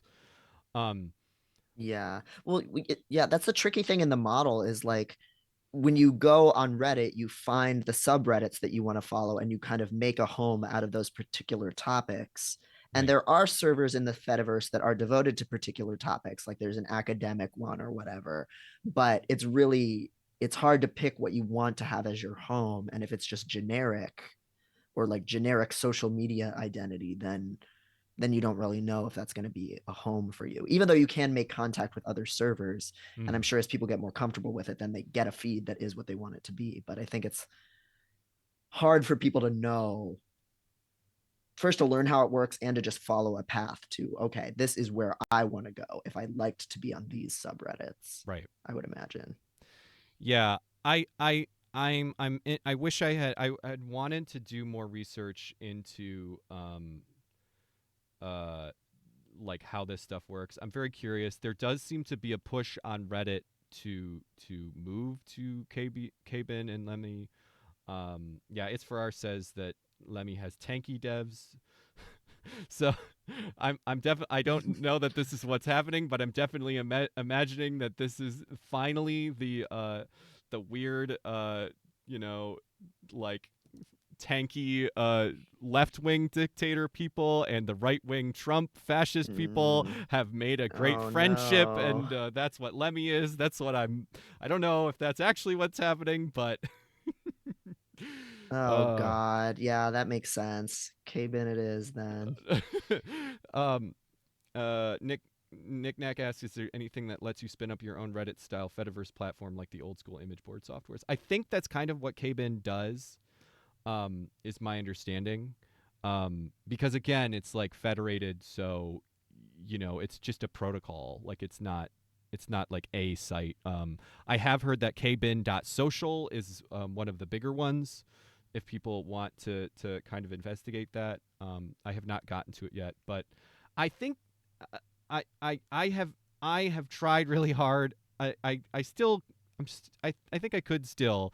I tried to get into Mastodon. I just could not get my feed to be enjoyable, and this is the this is the time tested problem with social media is like it has nothing to do. I was a fucking Google Plus head. I wanted that shit to work. Were you trying to make that happen? Yes, you were trying to make that be a thing. yes. Yeah. Oh, I thought it's legitimately the website was so much fucking better than Facebook. And I just never got any, like, literally I remember I posted a bunch on Facebook like, hey, let's go over to Google Plus, and not a single person did. Oh my God. It's like inviting people to a party and nobody shows. Right. It's rough. So but I guess it is. Oh, sorry. It's I Mastodon. I still have not found a community on Mastodon that I've actually enjoyed. And maybe there's one out there that I will find. But to me, the vibe of the Fediverse would really like meshes better than with the vibe of Reddit than the vibe of Twitter does with the Fediverse. So that makes sense. I again, having only heard about this stuff and not actually gone into it, I actually do have some hope that this kind of situation could be a much better like place for, like, could be much more up to the task than taking the Reddit Exodius than taking the Twitter Exodius. So we'll see. Yeah, Reddit heads have more technological know-how. Some of them have moderation experience. They've been through some of this shit before. So I think, because I'm the same way, like Mastodon was scary to me and confusing, and then once I did get it set up, it was just like the most whack shit that was just just a handful of people posting like weird like writing memes that were like from 2012. It was just boring, but with enough people and technological know-how and that kind of sensibility, and the ability to build their own things that some Redditors have, like then there's more potential, right? Because like there's a Fediverse streaming platform, right? Like Yeah. there, it's possible to do live streaming in the Fediverse. Like there's Yep. a lot of different stuff that we could do, that people could do on there, that is just a lot less potentially regulated and influenced by the profit motive. And that could be fucking cool. Yeah. Like it really could, if enough people are there and they put the infrastructure in it. Even though you will have mod drama, which does make it scary to me, but Reddit had many great strengths, even for all the mod drama that it had. So I think the still big worth the thing with that I've been thinking a lot with is like you have to have mod drama because like Twitter is mod drama. Like, you know, it's Mhm. just the difference between Twitter and Facebook is it's like it's all behind the scenes and you don't know who it is, and it's like it's you know, you turn mod drama into corporate bullshit, which is fucking awful, but at least you have with decentralized stuff, at least you have more of a choice.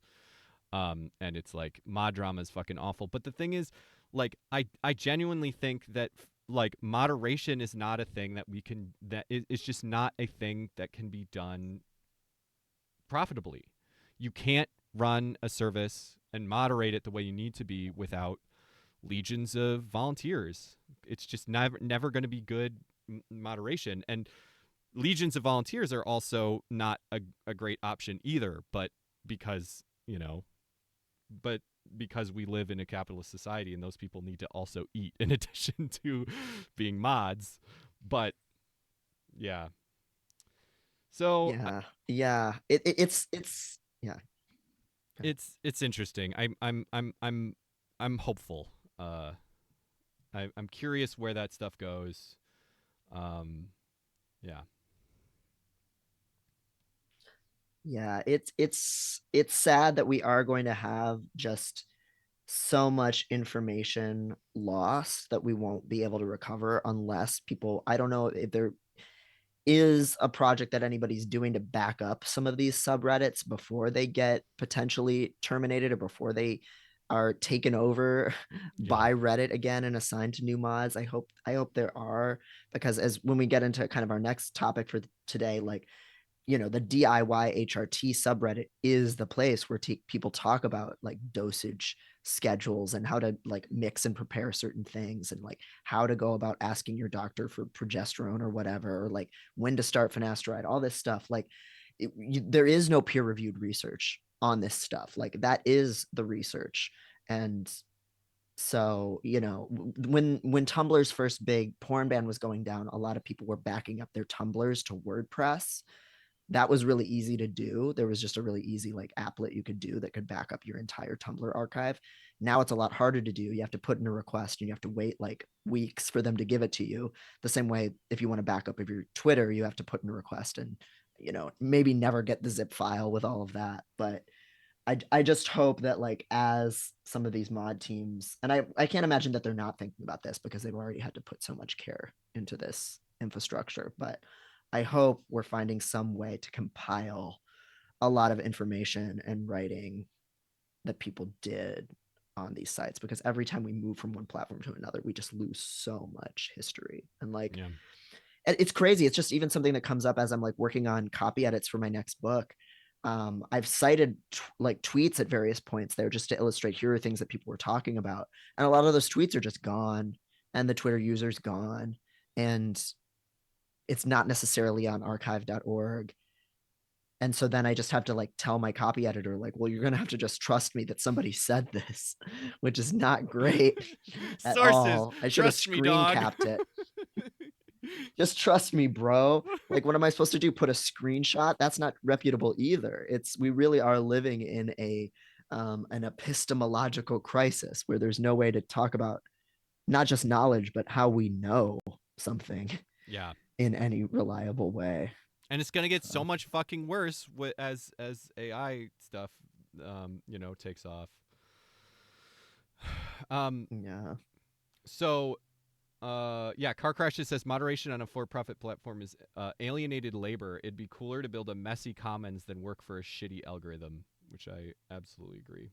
Right. Well put. Yeah. Yeah, a lot of this stuff is never going to be profitable, in part because like human play is not profitable. Like we are not profitable creatures. We're silly. We make silly things. We put lots of energy and time into frivolous things, and that's beautiful. Like that's great. It is just the fact that we have to pay to live every second that makes that impossible. But just there's such a huge landscape for play and silliness in the human mind that like if we try to monetize that landscape, it just goes barren. It just doesn't. Yeah. It just doesn't work. This is Yeah. just not how we are. It really, I mean, the amount of work that people have done to maintain this stuff, both the stuff that is happening on the communities that do exist on Discord, the communities that exist on Reddit, the communities that exist in the Fediverse. It really just goes to show that like you don't need the profit motive. Like if people could just live their like didn't like had the time and didn't need to fucking give all of their labor away to survive, like this shit would just exist. Like this shit would be solved problems. Right. People want to do these things. They want to come together. They want to make art. They want to help each other. Get me some universal basic income and I'll moderate so many goddamn forums. You don't even worry about it. That is, I don't Like, believe that for one work. second. I know you will do tons of interesting stuff, but I cannot imagine you doing that. You will be writing. You're right. You'd be I would fuck off within like 2 weeks. You'd be a terrible mod. You'd be like, no, fuck you. Banned. No! You're right. I would be a despot. But you would have other shit to do. You'd be writing and doing this show and doing shit like it. So yeah, UBI so I could be a little making my little pamphlets. Yeah. Zines. Zines are cool, man. If we didn't have to work, we would be making zines. Oh my god, yes. The original posts. Little pamphlets. Me telling SSDI I can't work, but I am moderating 69 hours a week. That should be worth something, god damn it. And in fact, that is the disability. Yeah. You don't have the energy to go to the grocery store because you're moderating posts. Disability? Get you a home moderator. health aid. You've earned it. Literally. Okay, so do we have anything else major to talk about with the Reddit thing? Because I think we should watch that TikTok and then talk about. Yes, I think that would be a perfect time before we pivot to other serious topics. Yes, we have a little TikTok, well, a 3-minute TikTok, so a big TikTok for all of you, about the journey of shitification on the internet and the fact that we can't Google anything anymore. We have to search for thing plus Reddit to be able to find any reputable information. And what a treat that can sometimes be.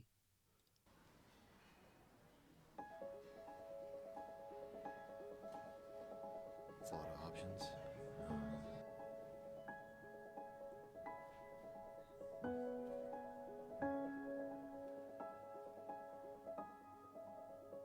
Fucking Quora. Quora will never die.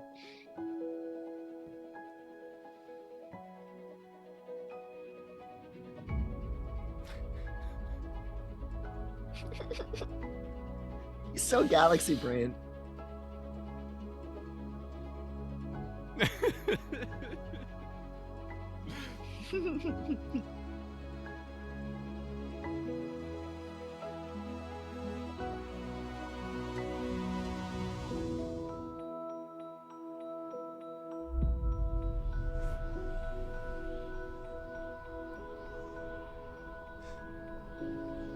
Now, what I really like is, have you ever tried the bourbon barrel-aged maple syrup? It's so good. It's fantastic. Oh my god. Sometimes the darker These the better. outfits It's are kinda all so more fucking intense Redditor flavor. too. Especially if it's 100% wood-fired maple I syrup. know. It's a really dark, rich color and it's so tasty. I found my people. Sometimes you can just look for the different grades or colors, and that's easier than going by like a specific brand. You're gonna want to try this maple syrup.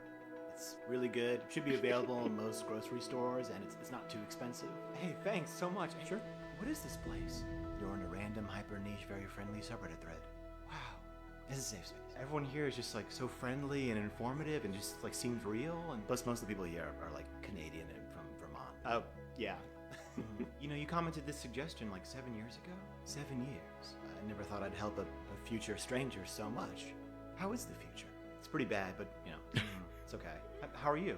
Pretty decent. You know, I'd like to settle down at some point, do the wife and kids thing. I'm sure you will. Your comment history is so interesting and varied. Maple syrup suggestions, the best silicone-based lubes, hang gliding advice. Oh, Futanari HD gifts. Wow. Those links still stay up, eh?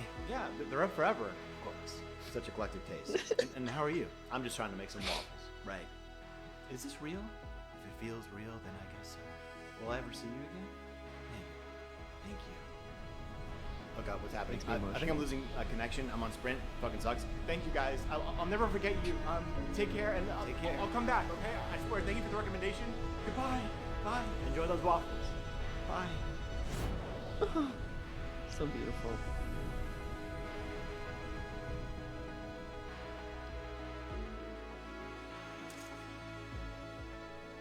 All that syrup for fucking Eggos. What a screw up. Yeah, come on, man.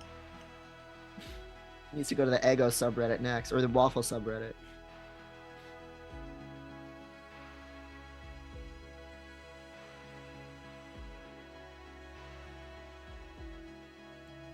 Hey, babe. Thanks for backing up the kids and the car and everything. No problem, babe. I'll be right there. Okay, I'll see you out there in a little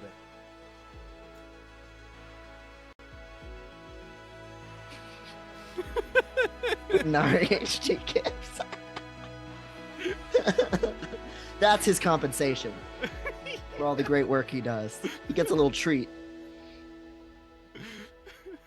Oh man, this like I'm shedding a tear. I love this so much. It's really good. Oh my god.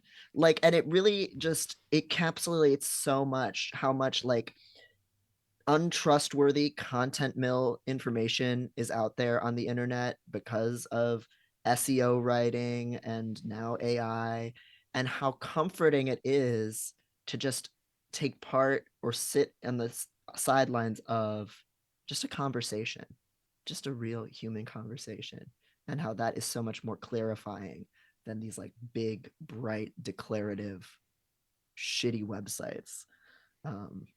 Yeah.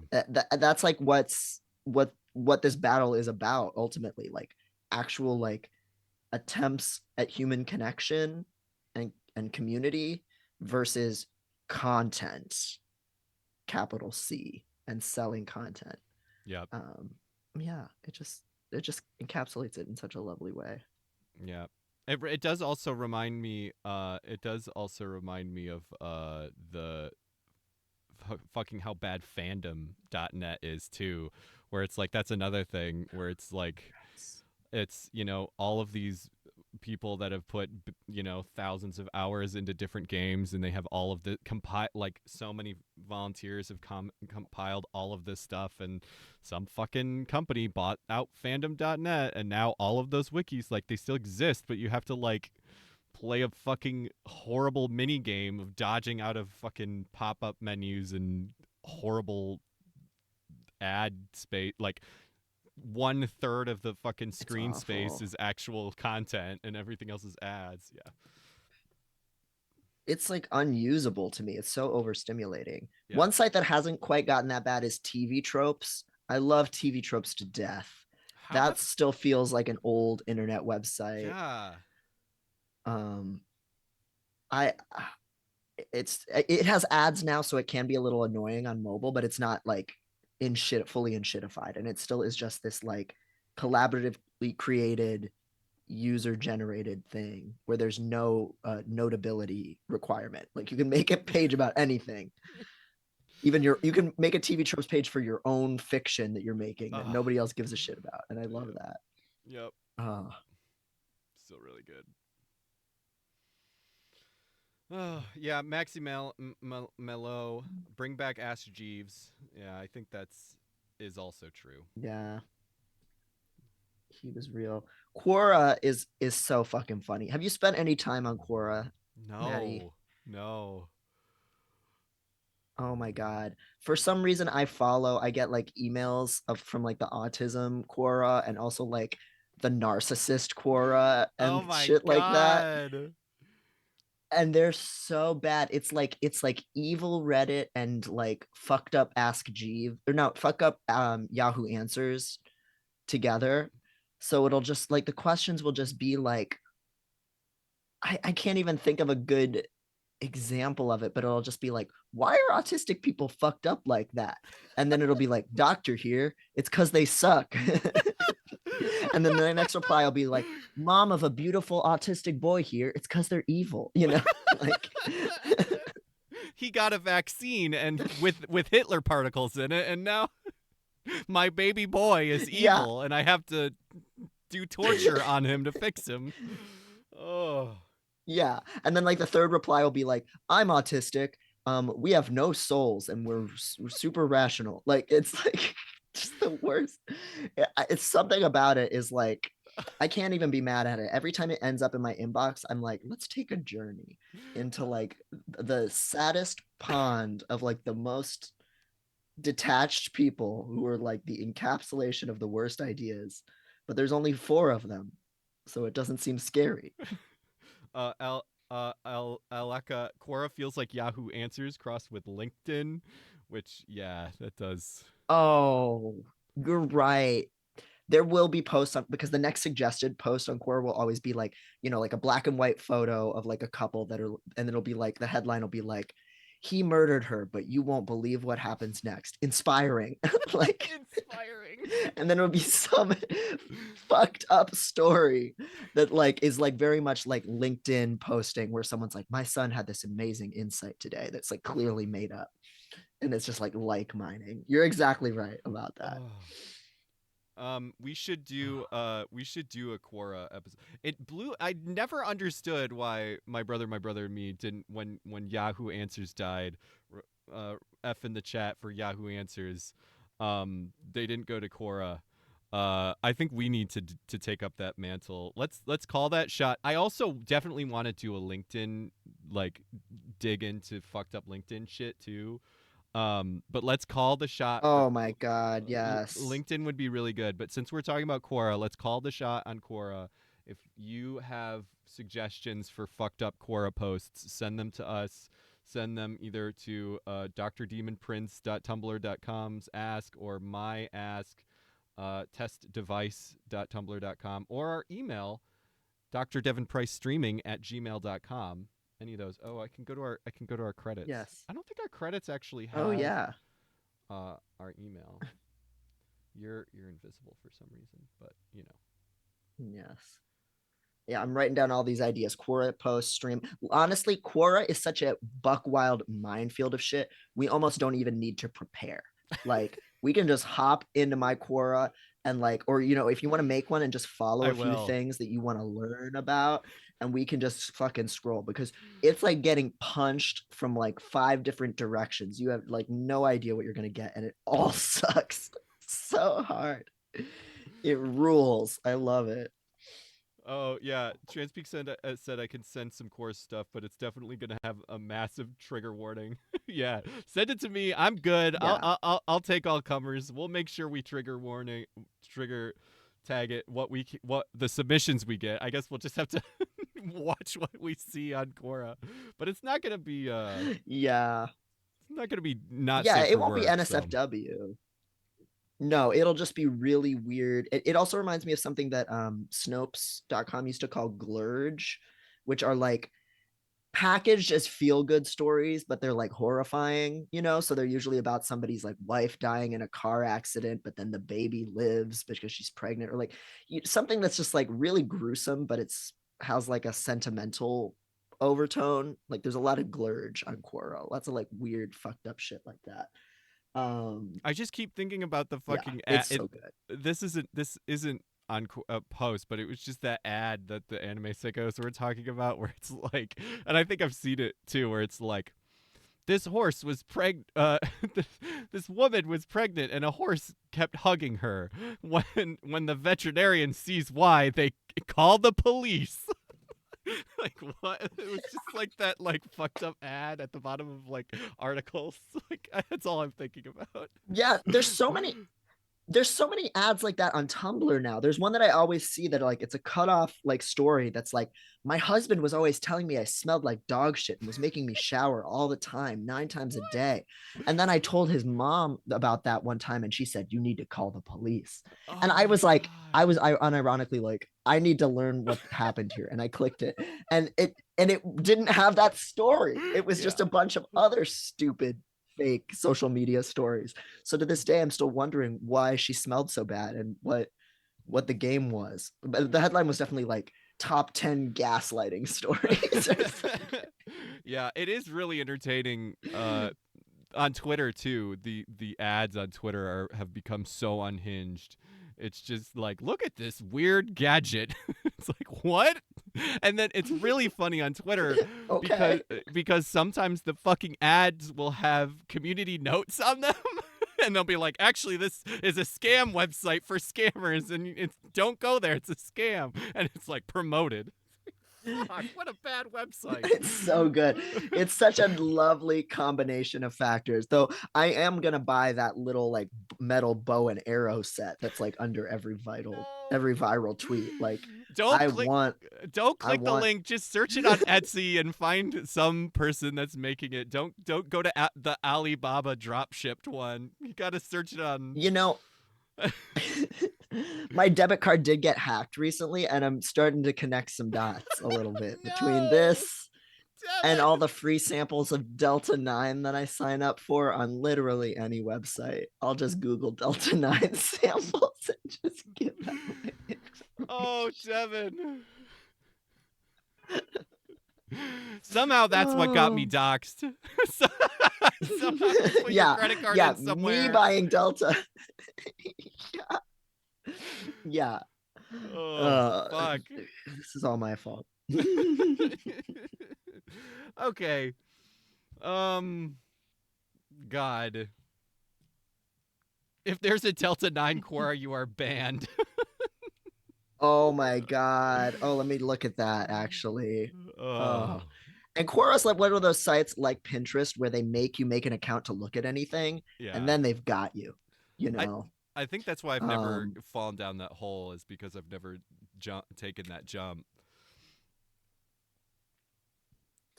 Yeah, now I just get a constant stream of this shit like in my inbox. It's great. Oh God.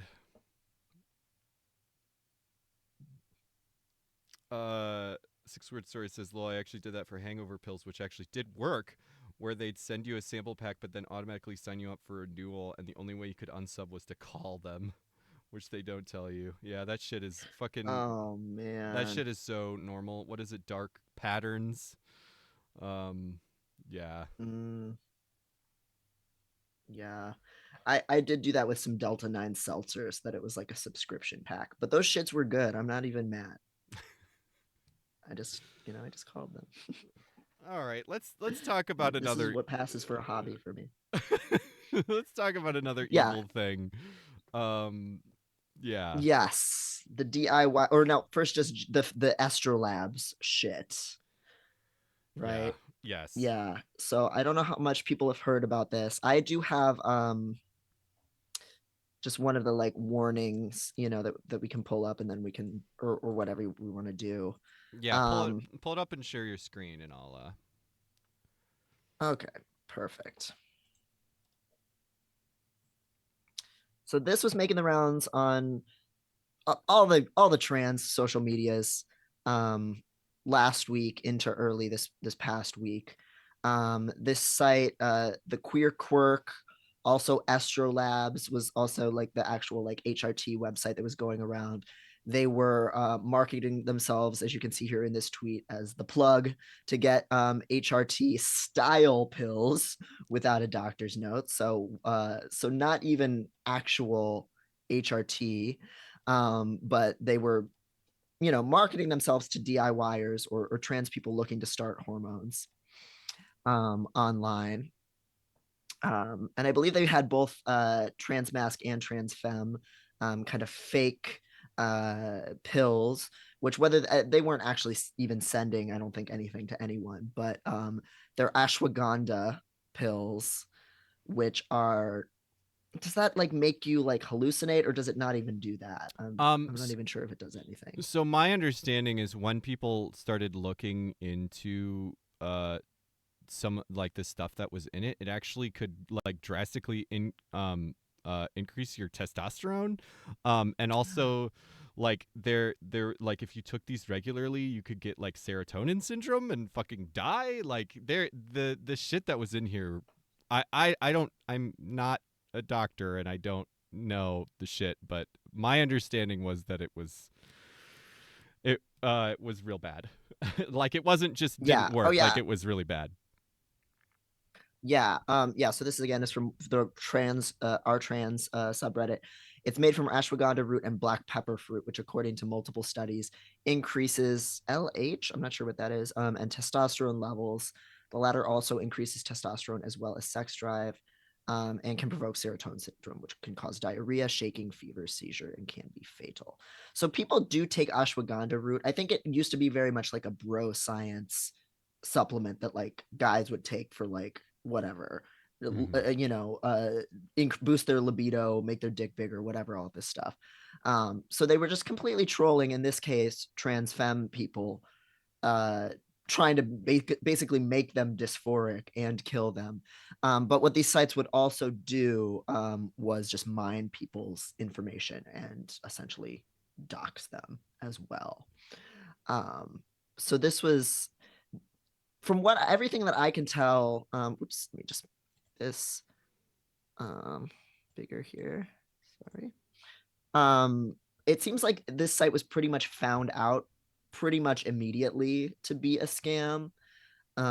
Thankfully, so it was not up and running and actually processing orders for long at all before people were able to identify Queer Quirk as somebody who had been like involved in a lot of alt-right kind of I was stuff.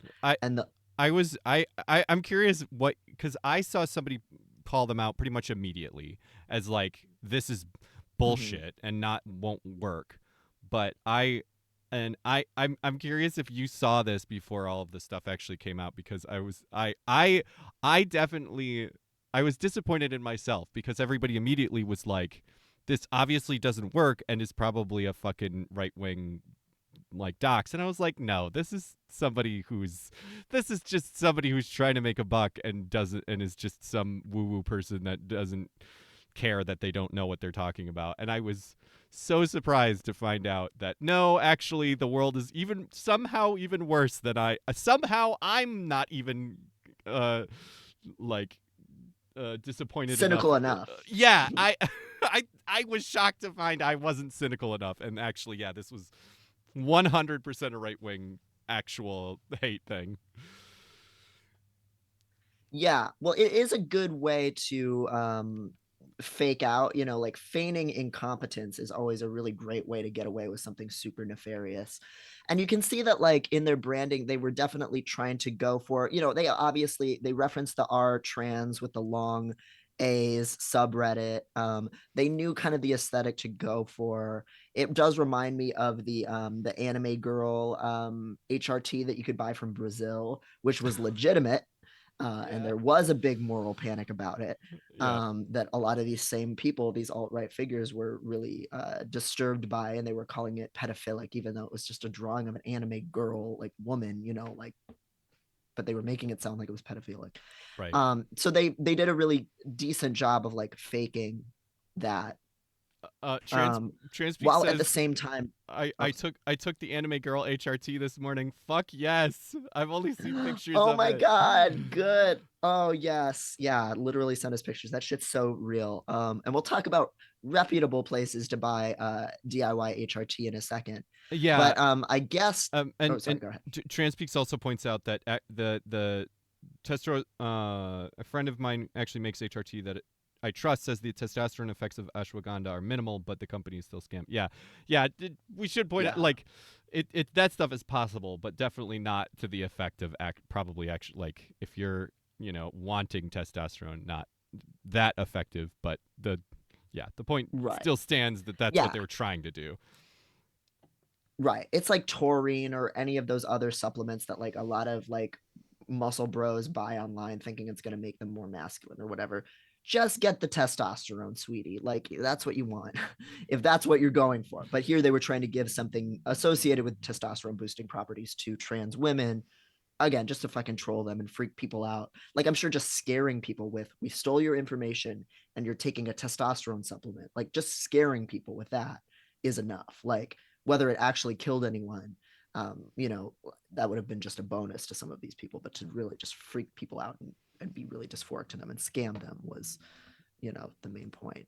Right. And now this is from an article in the Daily Dot from yesterday, a kind of additional digging into the owner of the site and just the organizing behind it, is now connecting it to the white nationalist group Patriot Front.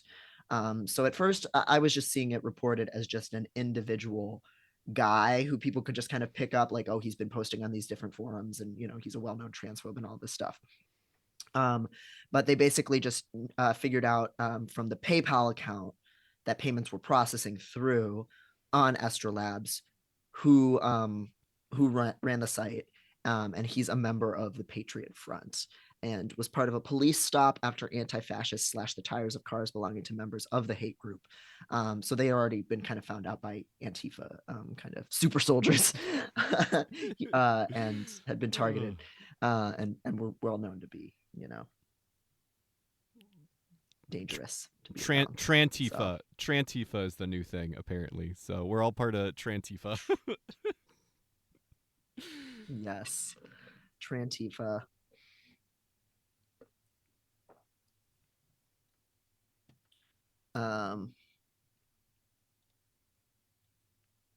Oh, and then yeah, it looks like they did have also like backlisted on the website. You know, it's advertised as like "Oops, all estrogen" or whatever, but then they had a T-shirt that was like "Oops, all testosterone" to basically just kind of, maybe at some point they were going to just reveal to all of their customers that, oh, you're actually taking a testosterone boosting supplement, again, just to terrorize people, like the psychological terrorism of it, and making people not trust other DIY sites is also clearly a big part of the point here. They're using the aesthetics of other DIY HRT sites.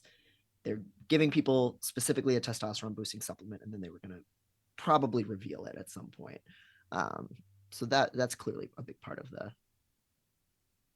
the grift going on here. Yep.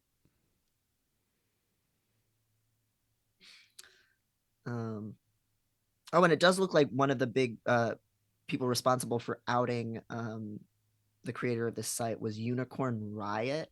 And Unicorn Riot does a lot of really good, just like on the ground reporting, like during a lot of the uprising and things like that. So if you're not following them on social media, definitely check them out because they do like a lot of really good, just independent anti-fascist reporting. And they're uncovering stuff like this. So that's also fantastic. Yeah, absolutely. Yeah. And it looks like the Daily Dot did reach out to this particular person, this Patriot Front member, and he did confirm the PayPal account, but denied being responsible for Estrolabs or being involved in the Patriot Front. He did say that he went to the Washington D.C. Rally insurrection. Right.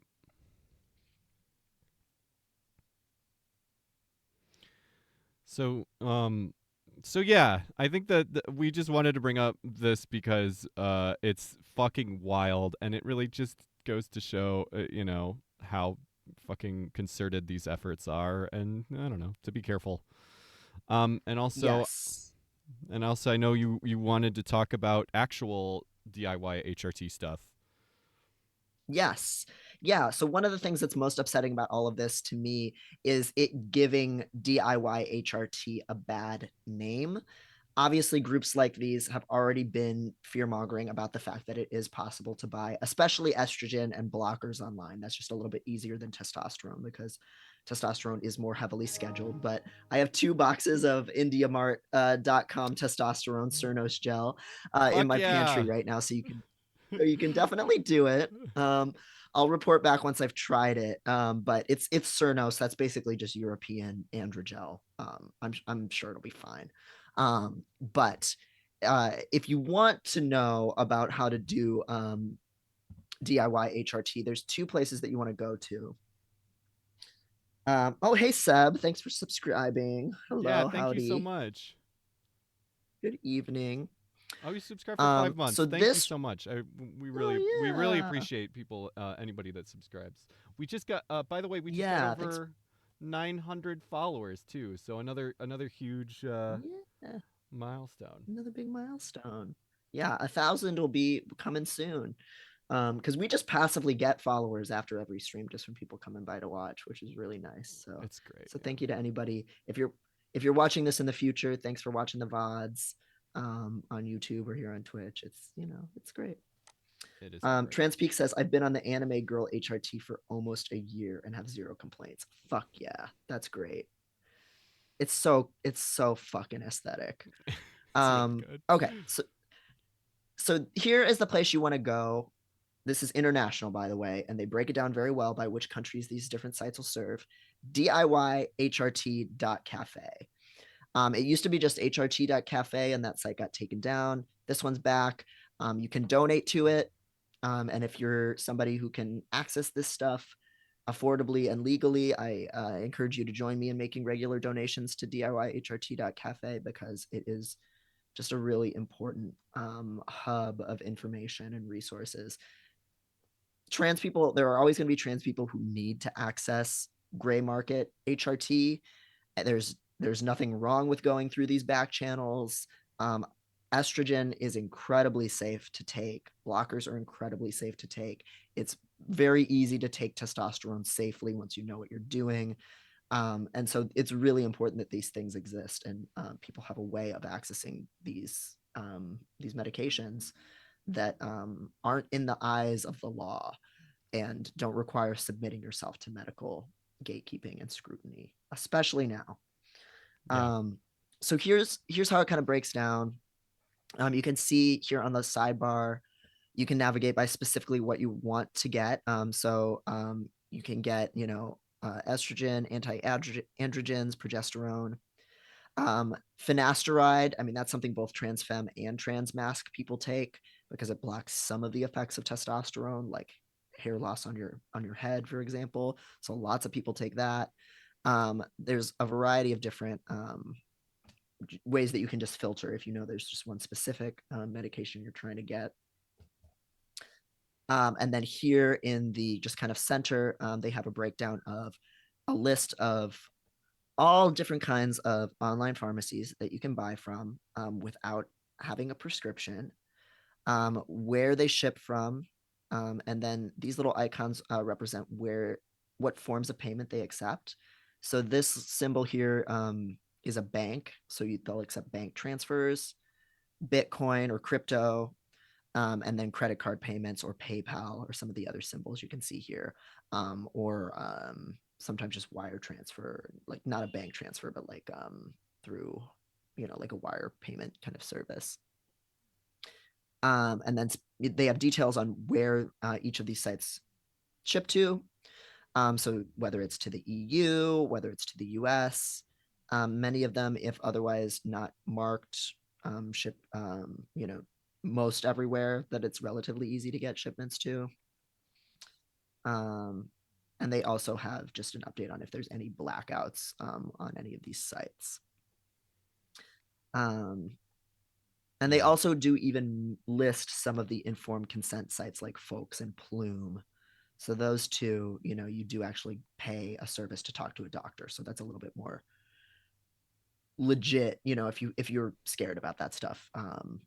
But that means there's also more limits to where you can access it, because in many states in the US now, you have to have at least one in-person meeting with a prescriber per year for them to do telehealth. And that's a change in FDA requirements having to do with pandemic restrictions being like opened back up.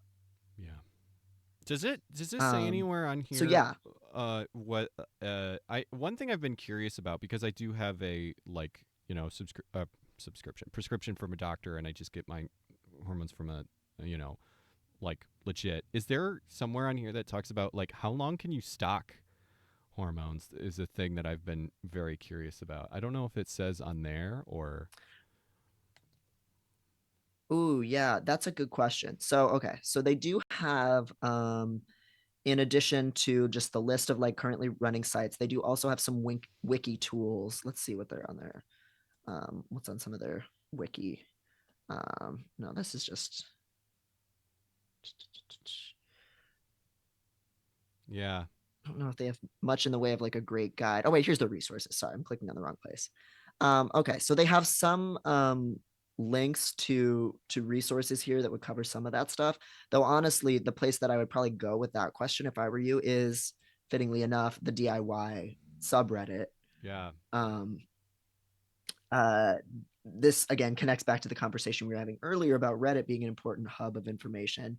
The DIY HRT subreddit um, is just a really great place to get a lot of particular like specific answers. So um, about a variety of different things. So I think on here I would probably, if I were you, I would just search like the particular Yeah. I'll bed find. that you're curious about the shelf life for. Yeah, I've been curious Yeah. about buying um like buying extra estradiol and storing it. So I'll look into that and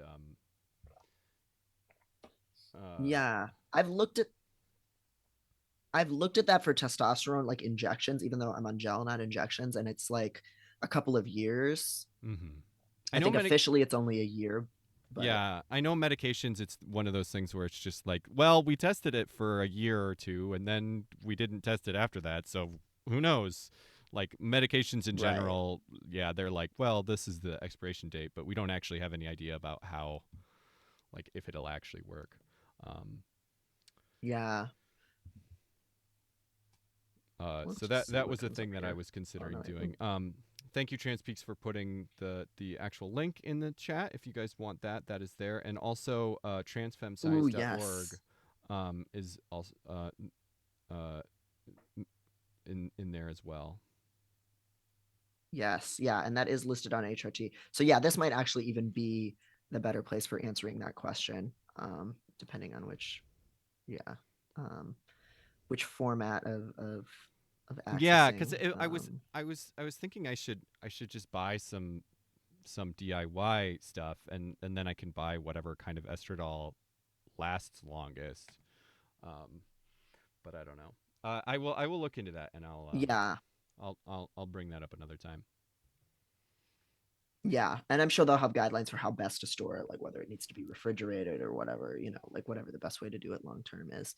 Yeah. And a lot of these things, like especially like almost all of these sites will work really well for accessing that. Only some of these have testosterone. So where I bought testosterone from is India Mart. And I'll just show you guys kind of how it works, just to demystify it. So the way that India Mart works is it has lots of like individual sellers, individual small pharmacies that will like bid on what you're requesting.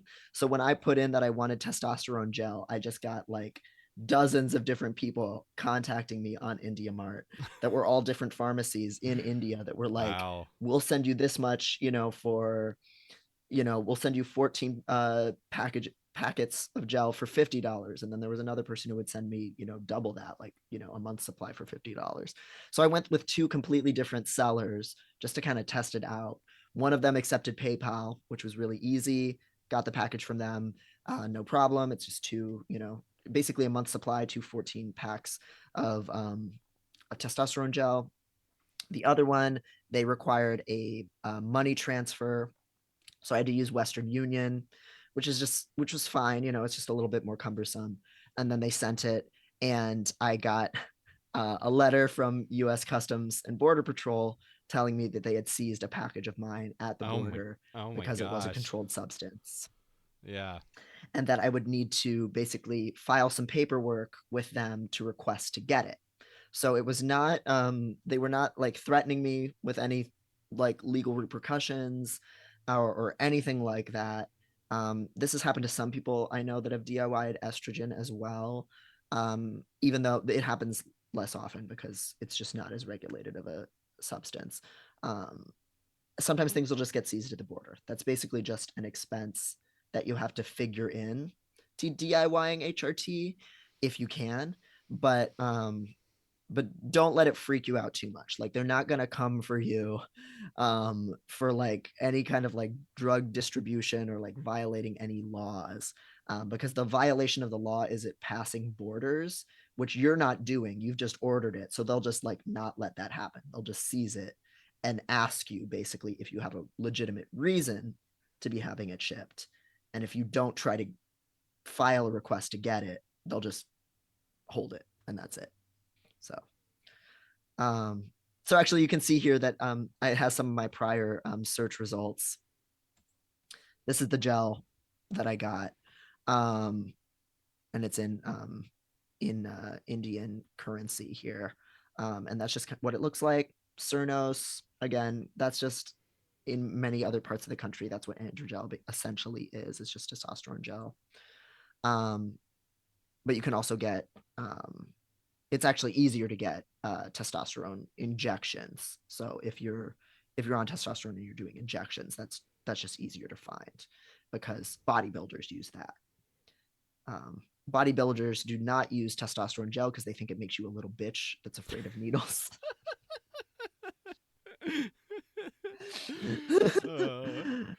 That's like a real thing that I've learned from researching this because I was trying to get, so the funny. yeah, I wanted to give them to give me the hookup, but they're like, we don't do that. Just take the injections. It's stronger, bro. Bro, you got to get penetrated to be a real man.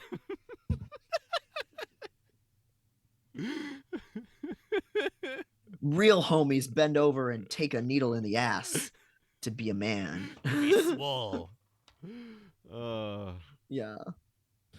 Yeah, we can look at estradiol. I don't remember how to pronounce it. And yeah, and you can see there you have other options there.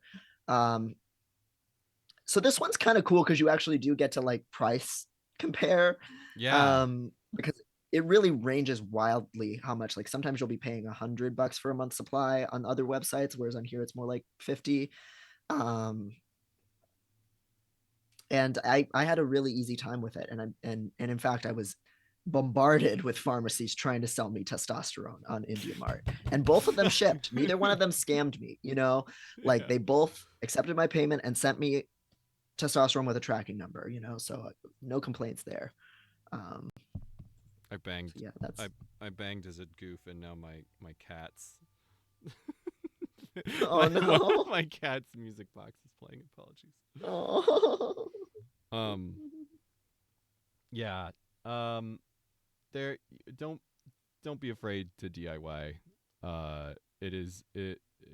Be safe. There's definitely safety things to take into account, and definitely make sure you know what that stuff is. But fuck the law. Fuck the law. Yeah, like so many of the concerns people have about DIY is like, oh, you don't have a doctor supervising you, and so then they're not going to know your whole medical history and help you make informed decisions.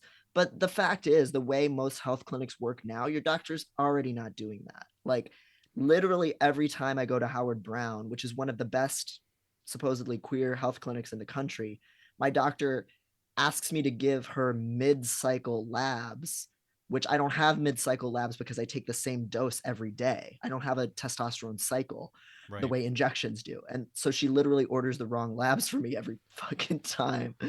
And the last time, like, she gave me the runaround because my red blood cell count was too high. And I went through all this trouble to fix that, donating blood, LARPing as a straight man at the blood donation site. And then when I went back to my doctor and got another round of blood tests, she forgot to order a red blood cell count. All she did was check my blood sugar and shit. So she just had to like trust me that I did. She just had to trust me that I did what I said I did, and then she just wrote me the prescription anyway. So like we already don't have true informed consent, is my point. And so that means if you need to access it this way, and that means you're safer because you're not subjected to all of this very arbitrary medical scrutiny, that's fine. Because anytime I fill a testosterone prescription, I'm on a government watch list because I'm accessing a Schedule 1 drug. Like if you accessed testosterone, every doctor you ever have can pull up that information and figure out when you just last had it filled. As well as every pharmacist, like, and the government, like, they just know that I'm using this thing because testosterone is seen as this scary performance enhancing drug and whatever. So is that more safe than ordering it off of indiamart.com? I don't know. So Yep.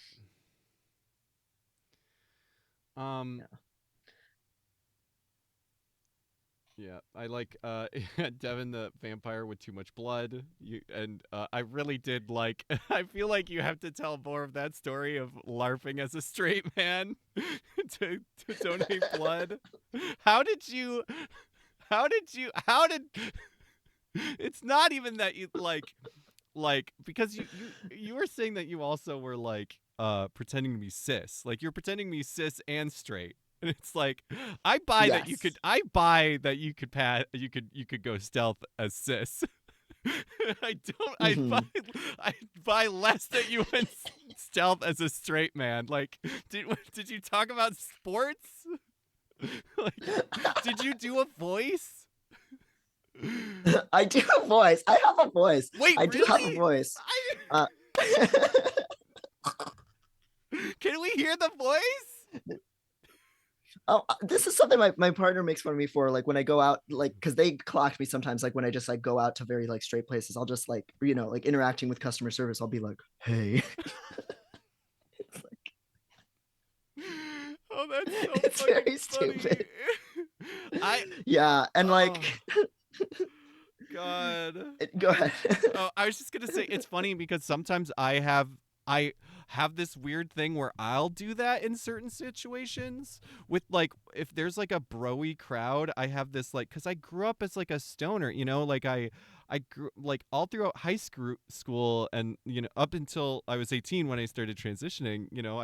I like was a straight boy, and so somehow I still have 10 years later I have still not overwritten some of that stuff, and in certain like not in public but in like certain male dominated social situations I'll like fall back on that like yeah, hey, what's going on?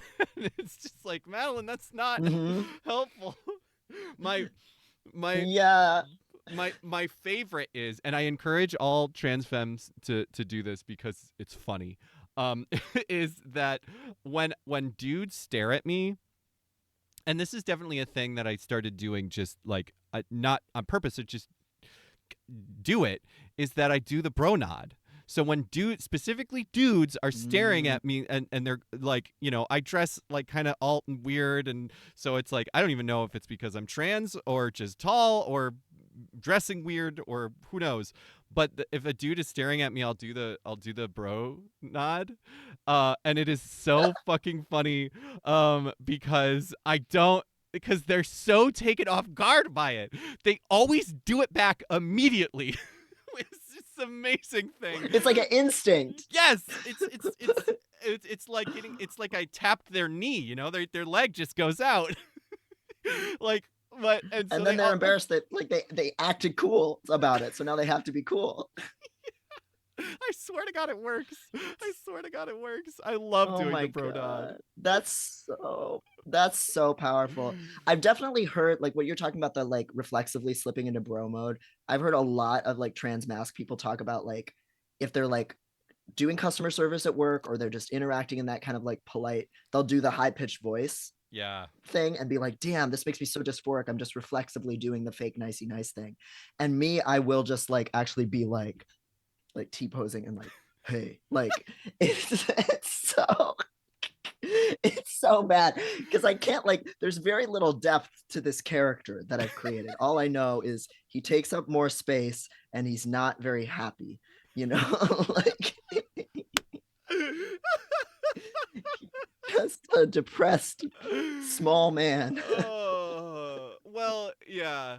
I mean, I also imagine that there's some aspect of like, you've spent most of your life masking, so it's like this is just a different, it's just a different mask that you've like carefully taken notes on, and you're like, oh, I could just wear this different mask. It's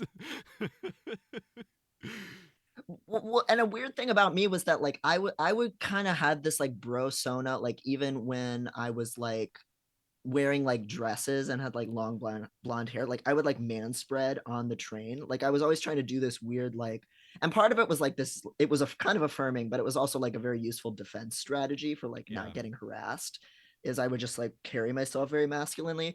And like so it was kind of checking off two boxes at once, but it also meant everybody was like, what the fuck is this? Like what what are you doing? Like and you know, to this day it's still equally discordant. God, I love that it So, works. yeah. Clearly, they didn't. I mean, you know, they didn't ask you. Have you have you have you exposed your hole lately, you little like at the blood bank? Yeah, it was crazy. And it was like, because we were talking about this with another friend who got tested recently, and just like, you know, if you're giving, or like if you're giving blood, if you're having blood drawn, sexual health stuff, they normally ask you all these questions. I got none of those usual questions about my sexual health and habits, risk factors, nothing. And like it was a boy phlebotomist, and he was just broing down with me. He was just like really like, you know, like it was crazy. Like Oh, it I couldn't believe that it worked. Yeah, that's so wild. it was wild. I did. Yeah. I very much am a person who has. I don't think I've almost ever been stealth. Like, I'm you know, I'm tall. I've never done any voice training. Um, so I just, you know, go about my day-to-day life, you know, assuming 99% of people are clocking me. It was very strange because the one time my spouse is non-binary, but you know, especially at that time, they definitely looked like, you know, kind of like a butch woman, and, you know, short, very short hair, and, you know, stuff like that. And one time we were in for our honeymoon, we were in Wisconsin, and it was the weirdest thing because we went to this restaurant for breakfast, and it was like this very tiny little town in the middle of nowhere that was just like near this place we camped. Um, and the person that was serving us was so clearly shitty, being shitty because we're queers, but only at my spouse. And I was like, what is happening here? Like, what are you, why are you being, are you, you're, and it was really just because I guess they were just not, they just didn't clock me. And since I was like a femme woman, they were like, okay. And they were homophobic to my spouse and not transphobic to me. I guess because they just didn't clock me. It was very strange. It was like the only time that's happened. Wow. That there's this one woman at the CVS by my old house who has this very strange gender point of view. Um, First of all, she wears like 5 different shirts at once, like Steve Bannon. That's neither here nor there. That's just part of the allure of her. That's part of Hardcore the smoker's tapestry. voice. Yeah, heavy eyeliner, heavy smoker's voice, long bleach blonde hair, you know, like sun damaged skin, you know, we love her. Like whenever I would go to CVS, she would be incredibly obsequious to me. Like she was rude and mean to most people at CVS, but she would be like, "Hello, ma'am. How may I help you? I hope you have a wonderful day." Like, and like weirdly like I'm like a queen or something. Really obsequious to me. At the time I was dating someone else, long-term partner of years. For years she was incredibly mean to him. Like she would be like really nice to me, and she'd be like, get out of here. Like she would just be so rude and like not acknowledge him in any way, like whether we were there together or separate. Over the course of the pandemic, he grew his hair out really long. He goes to CVS, and all of a sudden she's incredibly nice to him, really nice, paying attention to him. And she says to him, "I love when boys grow their hair long like girls." What the fuck? What is this lady? I mean, all right. We are unfortunately forced to stand. We have no choice but to stand. She's some kind of goblin who only likes GNC people. Like she's some middle-aged, presumably cis, maybe het, who knows, woman who only likes GNC people. Like, we are forced to stand. but we'll still misgender them. Yes, but yeah, we're forced to stand. There's something going on in there. She's a little confused, but she's got the spirit. She's got a spirit. We're not even sure what she has the spirit of, but she's like a like mummified chaser. Like she's like a ancient chaser who has no concept of anything. She just knows that she thought that I was like a very wonderful woman deserving of respect and that she likes boys with long hair like girls. oh man. Yep. Uh Yes. The chaser, yes. Yes. Okay. Mm. There's a lot of good There's a really discussion good in the chat Yeah. that we're trying to catch up on all. Yeah, so talking about the like moving around masculinely, Cassie Goes Queerly said this feeds back into the stuff that I've talked about where some of us trans masks inexplicably don't experience misogyny the same way we might if we were cis women. And Trans Peaks kind of followed that up with I feel like a lot of patriarchal spaces are about posturing and attacking perceived weakness. If you're able to project strength, you get fucked with less. That those two things together are absolutely my experience. Yeah. And presentation actually didn't matter as much as bearing and like arrogance. So as long as I had those things, I was kind of good. And not really treated in like a feminine way, period. It's very strange. Yeah, I think that I have like a deep voice I use still. I mean, like this voice that I'm using now is like pretty much, and that's it's not it's fairly deep, and I like definitely have a tendency to go like closer to what my voice was before, when I'm defensive. And I'm also tall. I'm 6'2", so I'm just taller than most people, and I think that stuff I can utilize to I don't know, Yeah. avoid problems in that way. Well, and you're so friendly that it's really disarming. Like it's just you just have like a package. You have a social build. Your skills are like just like wild, like It's true. and yeah. It's So true. that's also very powerful. Yeah. I um I I I do think this is sort of very very random, but I think a lot about um this one time I was in line at a theme park, only within the past year or so, and the person ahead of us, like, um, the person ahead of us, like, clearly was not okay. Like he like bumped into us sort of, and then started to trying to like get in a fight, and I was like, "Are you okay?" And he was like, "No." And he basically started talking about like, I'm in a lot of pain. I think he said something about having like an injury, and like I'm like taking a lot of like painkillers and stuff, and it was just like that was, I don't know. That's in my experience that is so the way to get out of situations like that is just to be fucking empathetic. People are not okay, and that's generally why they're fucking with you, and getting aggressive. Anyway, Yeah. Yeah, or even just like confronting things head on or like naming what's happening. Like you can do a lot to disarm things because people really just go into acting out of pocket with the expectation that people are going to be passive and freaked out, and that's or they're not going to want to be rude. And so if anything you do to kind of just like actually insert yourself with agency into the situation, yeah, like Cassie just said, being direct is a superpower. It really does. Like just naming what's going on, and saying like leave that person alone, or like is there a problem here, like or just being weird, like that one Hey Arnold episode where he just like gets not bullied by acting crazy. That's also very real too. Like if you just say something weird, sometimes people will leave you alone. um it's wild how much it's just vibes. Yeah, trans peaks. I've also noticed men treat me better after transition. I think it's because I just carry myself better and have more confidence. Yeah, I think that makes a lot of sense.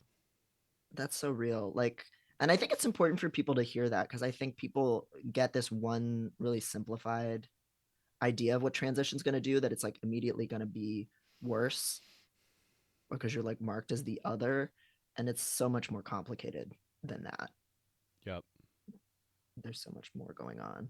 Yeah, Um, I do think a lot about uh I'm, like I said, and again, this is not even exactly what we're talking about, but like I started transitioning 10 years ago. And I have been on hormones. No, yeah, I've been on hormones for 10 years. Started transitioning more like 11 years ago was when I realized I was trans. I'm 6'2". I'm not small.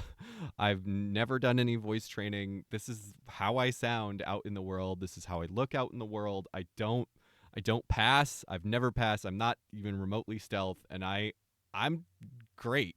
Like I have had only like in that whole time 2 or 3 times when people have been shitty to me, like act like in public and like tried to start something. I've never actually been in a fight. And I mean, a lot of this has to do with, I you know I class and whiteness, and like I have a lot of privileges outside of that stuff, but like, so not to discount that stuff, but like it is okay. I sometimes I feel like that's a lot of people's worst nightmare is that they won't pass, and they'll just everyone will be able to know, and like I'm doing it. And people, even when people know that I'm trans, even people that are not trans friendly, they're not other queers, like I have found people generally are really able to see me as a woman, even though, and treat me like one, even though, you know I'm not stealth, and I don't really pass, like, so. yeah, and it's fucked up how a lot of people within our own community talk about passing as the be all end all goal, and how horrible it would be for them to try and transition if they couldn't pass. Like it's, I don't know. A lot of people never will. That's not the goal. Like, and it's Yeah. fucked up to like act like that is the standard. Um, Clocky bitches are hot as fuck, and yeah, I am I am queen clocky bitch. Queen clock. Yes. Clockiness is next to godliness. I'm saying, like, come on. Yeah, come on. Um, yeah, And and like go ahead. oh no, go on. Like when I used to, prior to transition, hate read a lot of like detrans turf blogs to like scare myself basically, or to like, I was telling myself I needed to have like perfect rebuttals to every single one of their arguments before I could transition. Again, debate team brain, Reddit brain, whatever, stupid shit. But like they would talk a lot of stuff about like how, oh, you're going to be this freak, this combination of things that are, it's going to be unscrutable and unattractive to people. And it's just so far from reality. And just the way just average people interact with you too, like just in general, like putting attractiveness and like, sexual marketplace stuff aside, that stuff's all fine, but like also just regular normal straight people interacting with you, like people are fine. Like uh, the way that people figure out how they're going to interact with you is so much more than what category they first lump you into. Like, like, I don't know, like a lot of like cishet men that I meet now, they're weirdly like, they don't treat me like a straight man. They treat me like a weird little gay man. And the way they treat weird little gay men in this day and age is they're really kind of nice and gentle with you. Like, and they feel more comfortable with you being vulnerable with you than they feel that doing with their other bros. Like, it's not a bad state to be in. It's kind of great. Like I get all of these like privileges of like being a man, all these ill-gotten gains or whatever, but like for anyone to have, right? But like, Right. but also like you don't necessarily like, you don't have to lose out on like the tenderness or the sensitivity or the vulnerability or like pretend to be that like, hey, tough guy person. You can still have those kinds of connections with people still too. And people actually want that, like I think there are a lot of like even cishet people who, once they get to know trans people and queer people, it lets down their guard and frees them from a lot of like cisgender scripts in a way that's like actually really nice for like relating to them. Yeah. If that makes any sense. No, absolutely. Yeah, I definitely want to. Seb says, I've really hated the recent trend of people posting transition photos saying about how anything is possible and then saying about how much more they weighed pre-transition as if losing weight made them more female. Absolutely is a real So fucking weird, fucked up thing. fucked up. Yeah. And then Cassie goes queerly. My unpopular trans take is that before and after photos is not doing any services. Yeah, it's No. definitely a weird. It's like a weird thing that like. Yeah, it's a weird. I don't know. It's just like the way we put fucking anybody on a pedestal and like idolize anything. It's like Yeah. weird, and the way that like the ones that get shared are these very certain ways, and like it's a weird thing. It's definitely a weird thing. Yeah. It's very much passing politics. There's lots of fat phobia in it.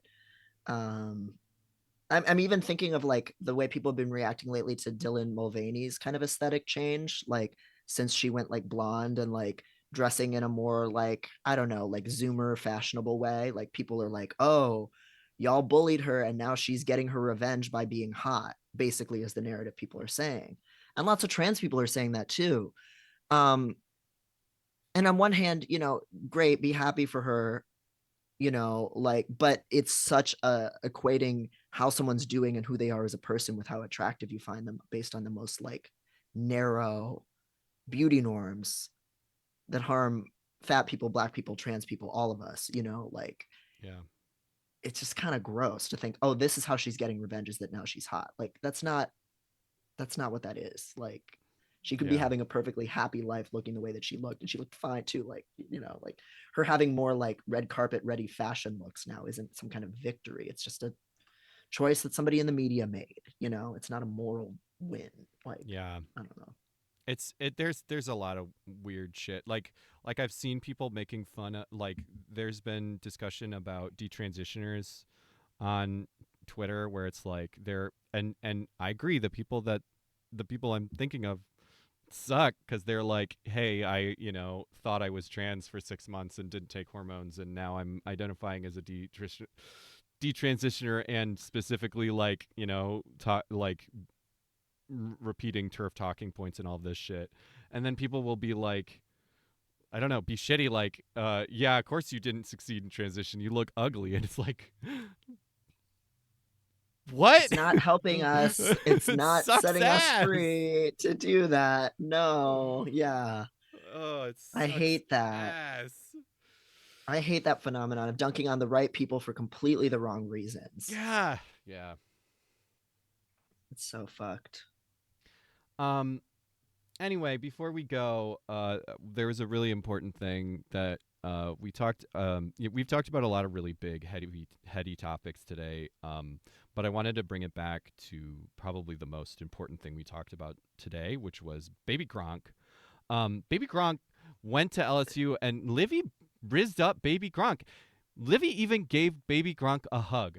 And I think if you take anything from this stream, I want you to take that from him, and from this, and just to mark that, I wanted to add Baby Gronk to our dollhouse, and I wanted Baby Gronk to live with us in our dollhouse forever. Oh my god! So I almost forgot. I know. Okay, we're gonna need a dollhouse bumper too. That's true. The dollhouse does need a whole intro. It needs to take like fucking 45 seconds and be a full video, full music. We need to fucking like listing every character in the dollhouse. It just gets longer and longer. Yeah, that was the thing I was thinking. Our dollhouse is so fucking there's too many people in it now. We need to vote people off. I think we need to start taking people out of the dollhouse. This will be exciting. We can do a poll. Oh boy. Okay, Yeah. I'll start setting up the poll. Oh, should we do that now? Okay, so who do we have in here? I think the people we're adding today are going to be exempted. But Yes. but yeah, let's vote some people off. We have tell me when you're ready, and I'll tell you all the people that are on it. Okay. Poll. Who should be voted out of the dollhouse? Okay, now I'm ready. All right, so we got Link, Mhm. we got Garnet, Garnet Steven Universe. Mhm. We got Sonic, in Sonic. parentheses Sonic. We got Germa, and we have who? Hold on, you can't see the dollhouse. Let me switch. Oh wait, yeah, we have Old Snake. Is it Old Snake? Okay. Yeah. And then we have the Kinkajou. Okay. And Oh my then- god, it won't let me add an additional option. Okay, so we can't. Okay, one of these has. Okay, we'll just keep these then. Is Old Snake exempted? No, a Kinkajou would be exempted, I guess. Okay, that's they're actually the most good. recent addition, so that's fine. Okay. And 1 minute for the poll. Does that sound good or? Yeah, that sounds perfect. Okay, great. We're gonna start this poll. This is a fucking reality TV show now. We got to Yes. start making reality TV show games for this. We usually do this at the end when we just have a couple minutes. I think this is going to need to turn into like half the stream. Yeah. There'll be lobbying and things. This is the new. This is going to be the new. What? Zeke, best stream ever. I have no idea what's going on. Us neither. Yeah, you think this is You think we know what's going on? No, there's so many votes for Germa. You guys know. Germa? like They want to this. kill Germa. That's fine. No. This sucks. This sucks. I love him. He's so funny. With the people. It has to be democracy. Democracy manifest. Oh my What was god. what was the bullshit that Elon Musk kept saying? What? Yeah. Comedy is back. Ex populist what die populist? So fucking he had some stupid bad Latin that he was saying. Oh god. Vox Populi or something. Yeah, Oh, Vox Transpeaks, Populi. the poll just like floats in Twitch. So if you're not seeing it, it might be because of mobile. Maybe if you're on You mobile, can don't do see it on mobile, but I don't know. It does look like, unfortunately, Germa won with 60% of the vote. So I'm sorry, Gronk, you are the new Germa. All right, let's everybody say. I want everybody in the chat to say bye, Germa. Bye, Germa. Bye, Germa goes to hell now. Germa Oh my goes God, directly to hell. You guys did this. You killed Germa. Oh my god. He doesn't go to hell. I feel bad. Somebody's gonna have voted for it and be actually upset. Germa didn't go to hell. He escaped. He won and he gets to go home to his wife and kids. Oh man. We wanted to keep him in the dollhouse forever. Well, we could bring him back. We can bring him back in Yeah. season 2 of the Dollhouse. I just realized that we literally called this the Dollhouse, and he did that fucking Dollhouse stream, and he was the first one we voted off the island. That's so Germa, though, I feel like. Oh yeah, absolutely. All right, we have to find a place for. Where is Baby Gronk gonna go? He's sort of like leaning up. Yeah, it's kind of hard. It looked like he might fit in Snake's chair. That it's like he's like sitting at an angle. We might have to move Snake to it. I don't know. But I then think Snake needs a chair. So Yeah, I think we need more chairs. So it's okay. What if he goes back here and he's sort of like yeah, on that the looks bookshelf? good. Yeah, that looks good. And then also, Devin, this is a surprise to you. I did this while we were talking about something else because I realized how important it was. Where is it? Oh, I'm gonna be so disappointed if I've lost it in this Byzantine folder. View. I believe in you. No. Details. Date. No. Where'd it go? Oh, is it still in my downloads? Yes. Yes. Hoopify. He looks Hoopify. so dead. He looks so soulless. It's incredible. Gronk. Gronk. Gronk. Gronk. Oh my god, it's Gronk. It's baby Gronk. Oh my god. All right. Where? Oh my god. Oh. Oops. Oh, hold on. We got too many. Oh, you're moving all the assets. I know. I have the perfect place. He could go in the fucking office chair. Yes. Oh, that's so perfect. Oh my god. Oh. And how lucky we have some leftover teacups and leftover leather hats for these two gentlemen. Yeah, we have so much. that they can fit in. I need to get him behind Sonic. There's so many images in this. I need to put shit in folders because there's so many images in this. So many layers. All right. Yeah. No, I'm not gonna put the king cat on Baby Gronk. That feels weird. Oh. Hoopify. You're better than me. Hoopify can Hoopify get the can have hat. And then Link, you're missing your hat.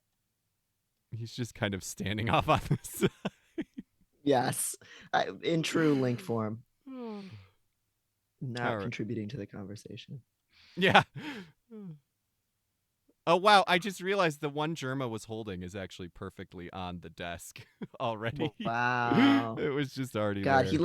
he left us so much, Yeah. you know, even when he went to hell.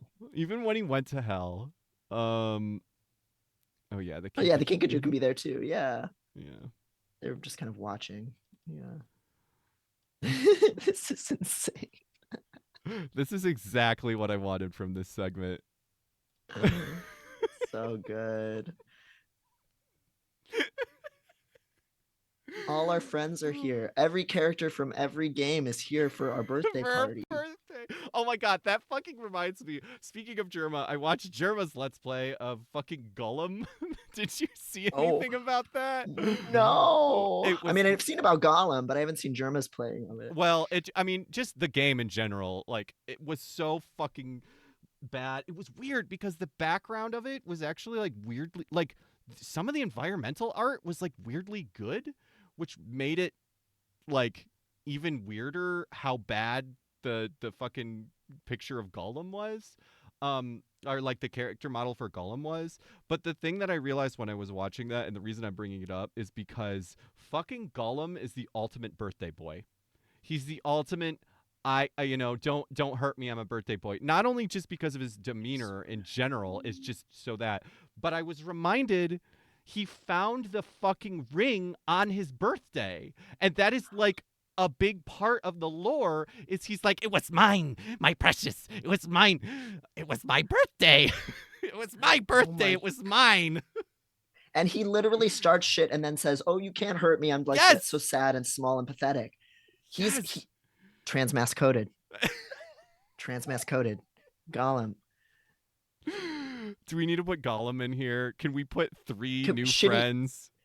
Yeah, put shitty video game Gollum though. Like, Yeah, oh yeah. All right. yeah, part of me wanted Oh, us wait. to play that game on stream, but it's like $70.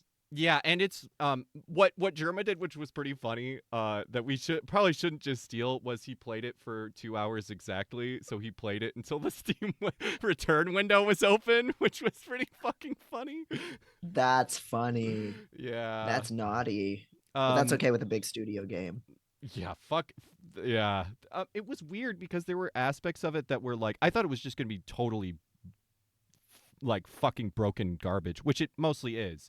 But it was really funny to me because some of the environmental art was like, this is cool. It looked like a fucking like 70s sci-fi fantasy book cover. Like it really did look like that. Like some of the backdrops and stuff. And I was like, parts of this are really cool, but it's just not a good game.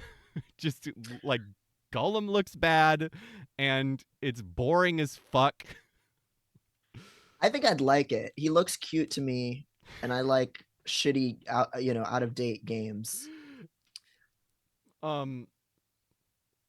Uh, the wild. I think the wildest thing was that you could buy emotes. Like if you bought like they're like you pay extra fucking money to buy emotes, and the emotes were like Gollum gets afraid of a bug. Like I'm not kidding. They were like I want to see that. I want to see that. ugh, maybe we'll have to do it. Maybe we'll have to just. I'm not afraid to just totally steal bits from other people. We could just do the 2 hour until the return window thing. Yeah. Fine by me. All right, hold on. We gotta get whoever I don't remember who suggested remove.bg, but fucking Godsend. thanks again because it's wild how well it works. Oh, fucking WebPs though. Transpeak says, I found a YouTube channel of a guy who tries to speed run and 100% games in 2 hours and then return them. Yeah. That's amazing. Yeah. It reminds me of something that was kind of a crisis on Amazon of people returning ebooks and audiobooks. And the reason that was a problem was because if it was an indie book, the author and sometimes even the audiobook narrator would have money taken back out of their paycheck. They would have to pay back the amount if too many people returned a book, which is so fucked up. Yeah. Again, it's just capitalism. All art should be free. Yes. But all art should be free because you know, the artist should be not have to worry about people buying their shit to get money. Yes. Oh my god, this is perfect.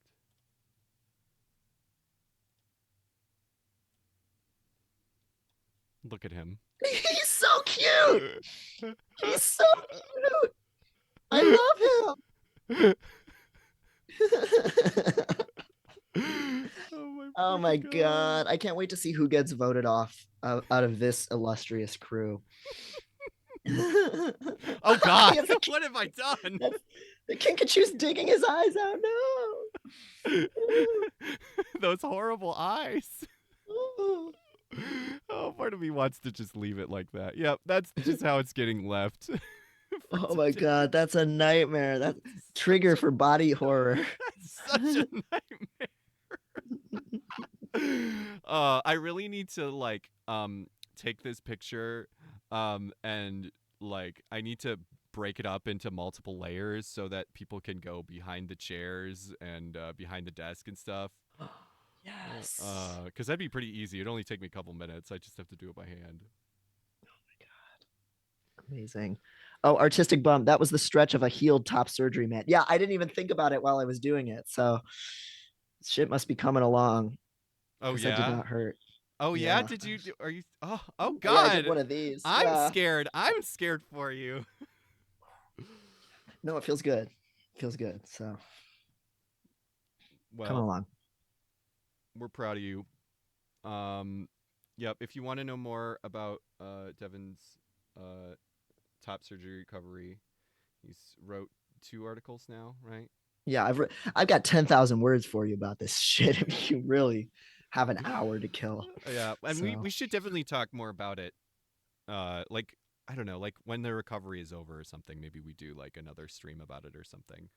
Yeah, a little show and tell. But yeah, this coming week I finally get to take this goddamn binder off. It's probably a good thing it's unseasonably cold here right now, because otherwise I would be wanting to take it off. And get rid of my surgical tape. So yeah, lots of good shit. So we're gonna raid my stream again. So yeah, let me do that. Hold on, let me mute my computer's audio, because when I open OBS, all of the bumper audio play at the same time, and it's horrifying. It's really oh bad. my god, that's very demented. It's really demented. So I'll mute that so you don't hear that horrible monstrosity. I don't know where I'm at now, but when I looked before the stream started, I had 148 followers. So I'm Woo. so close to 150. So if a couple of y'all haven't followed, hang out in the and follow the raid and just follow. I Yeah, just need just like hang 2 out. more. Yeah. And she's doing so much stuff. Like, are you going to be playing Tears of the Kingdom right now, or what are you going to be doing right Yeah, now? I'm going back to Tears of the I like I think I said this on here even. I I wanted to not do I wanted to switch it up, but I'm having so much fucking fun with Tears of the Kingdom that we're gonna I've keep on that. finally gotten to a groove with that game. I was fucking stuck for a minute, and now that I'm in Hyrule, I'm actually having fun. So thank God. Good. Yeah. I'm glad. Yeah, so that's coming up. Yesterday I played me and Megan. It was yesterday. Yesterday was me and Megan's 4th wedding anniversary, and so we played Facade. And also we did some cards from this stupid board game. So good. It was really fun. So definitely, if that sounds fun, watch that VOD because that was so much I'm fucking gonna have to fun. watch that VOD. And happy anniversary, happy belated anniversary. Thank you. It was a very fun dumb thing. Um, okay, I think we're streaming it now on the other channel. Let's see if it'll let me raid.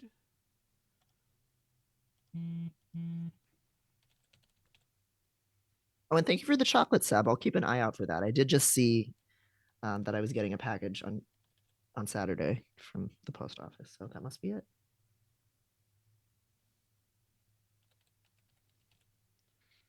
God, this thing is so weird. It like, I think it's like the thing to raid other people. It like doesn't it like does this. It, people don't come up like immediately when they've started. Yeah. Do you want me to see if I can do it on dashboard? Yeah. Oh, I got it. Okay, cool. All right. Well, thank you so much, everybody. This was a really fun one. We went in a lot of Yes. different directions. So, Yeah, we covered a lot of good shit. Ooh. all right. Yeah. Thank you so much, and we'll see you on the other side. Yep. Bye.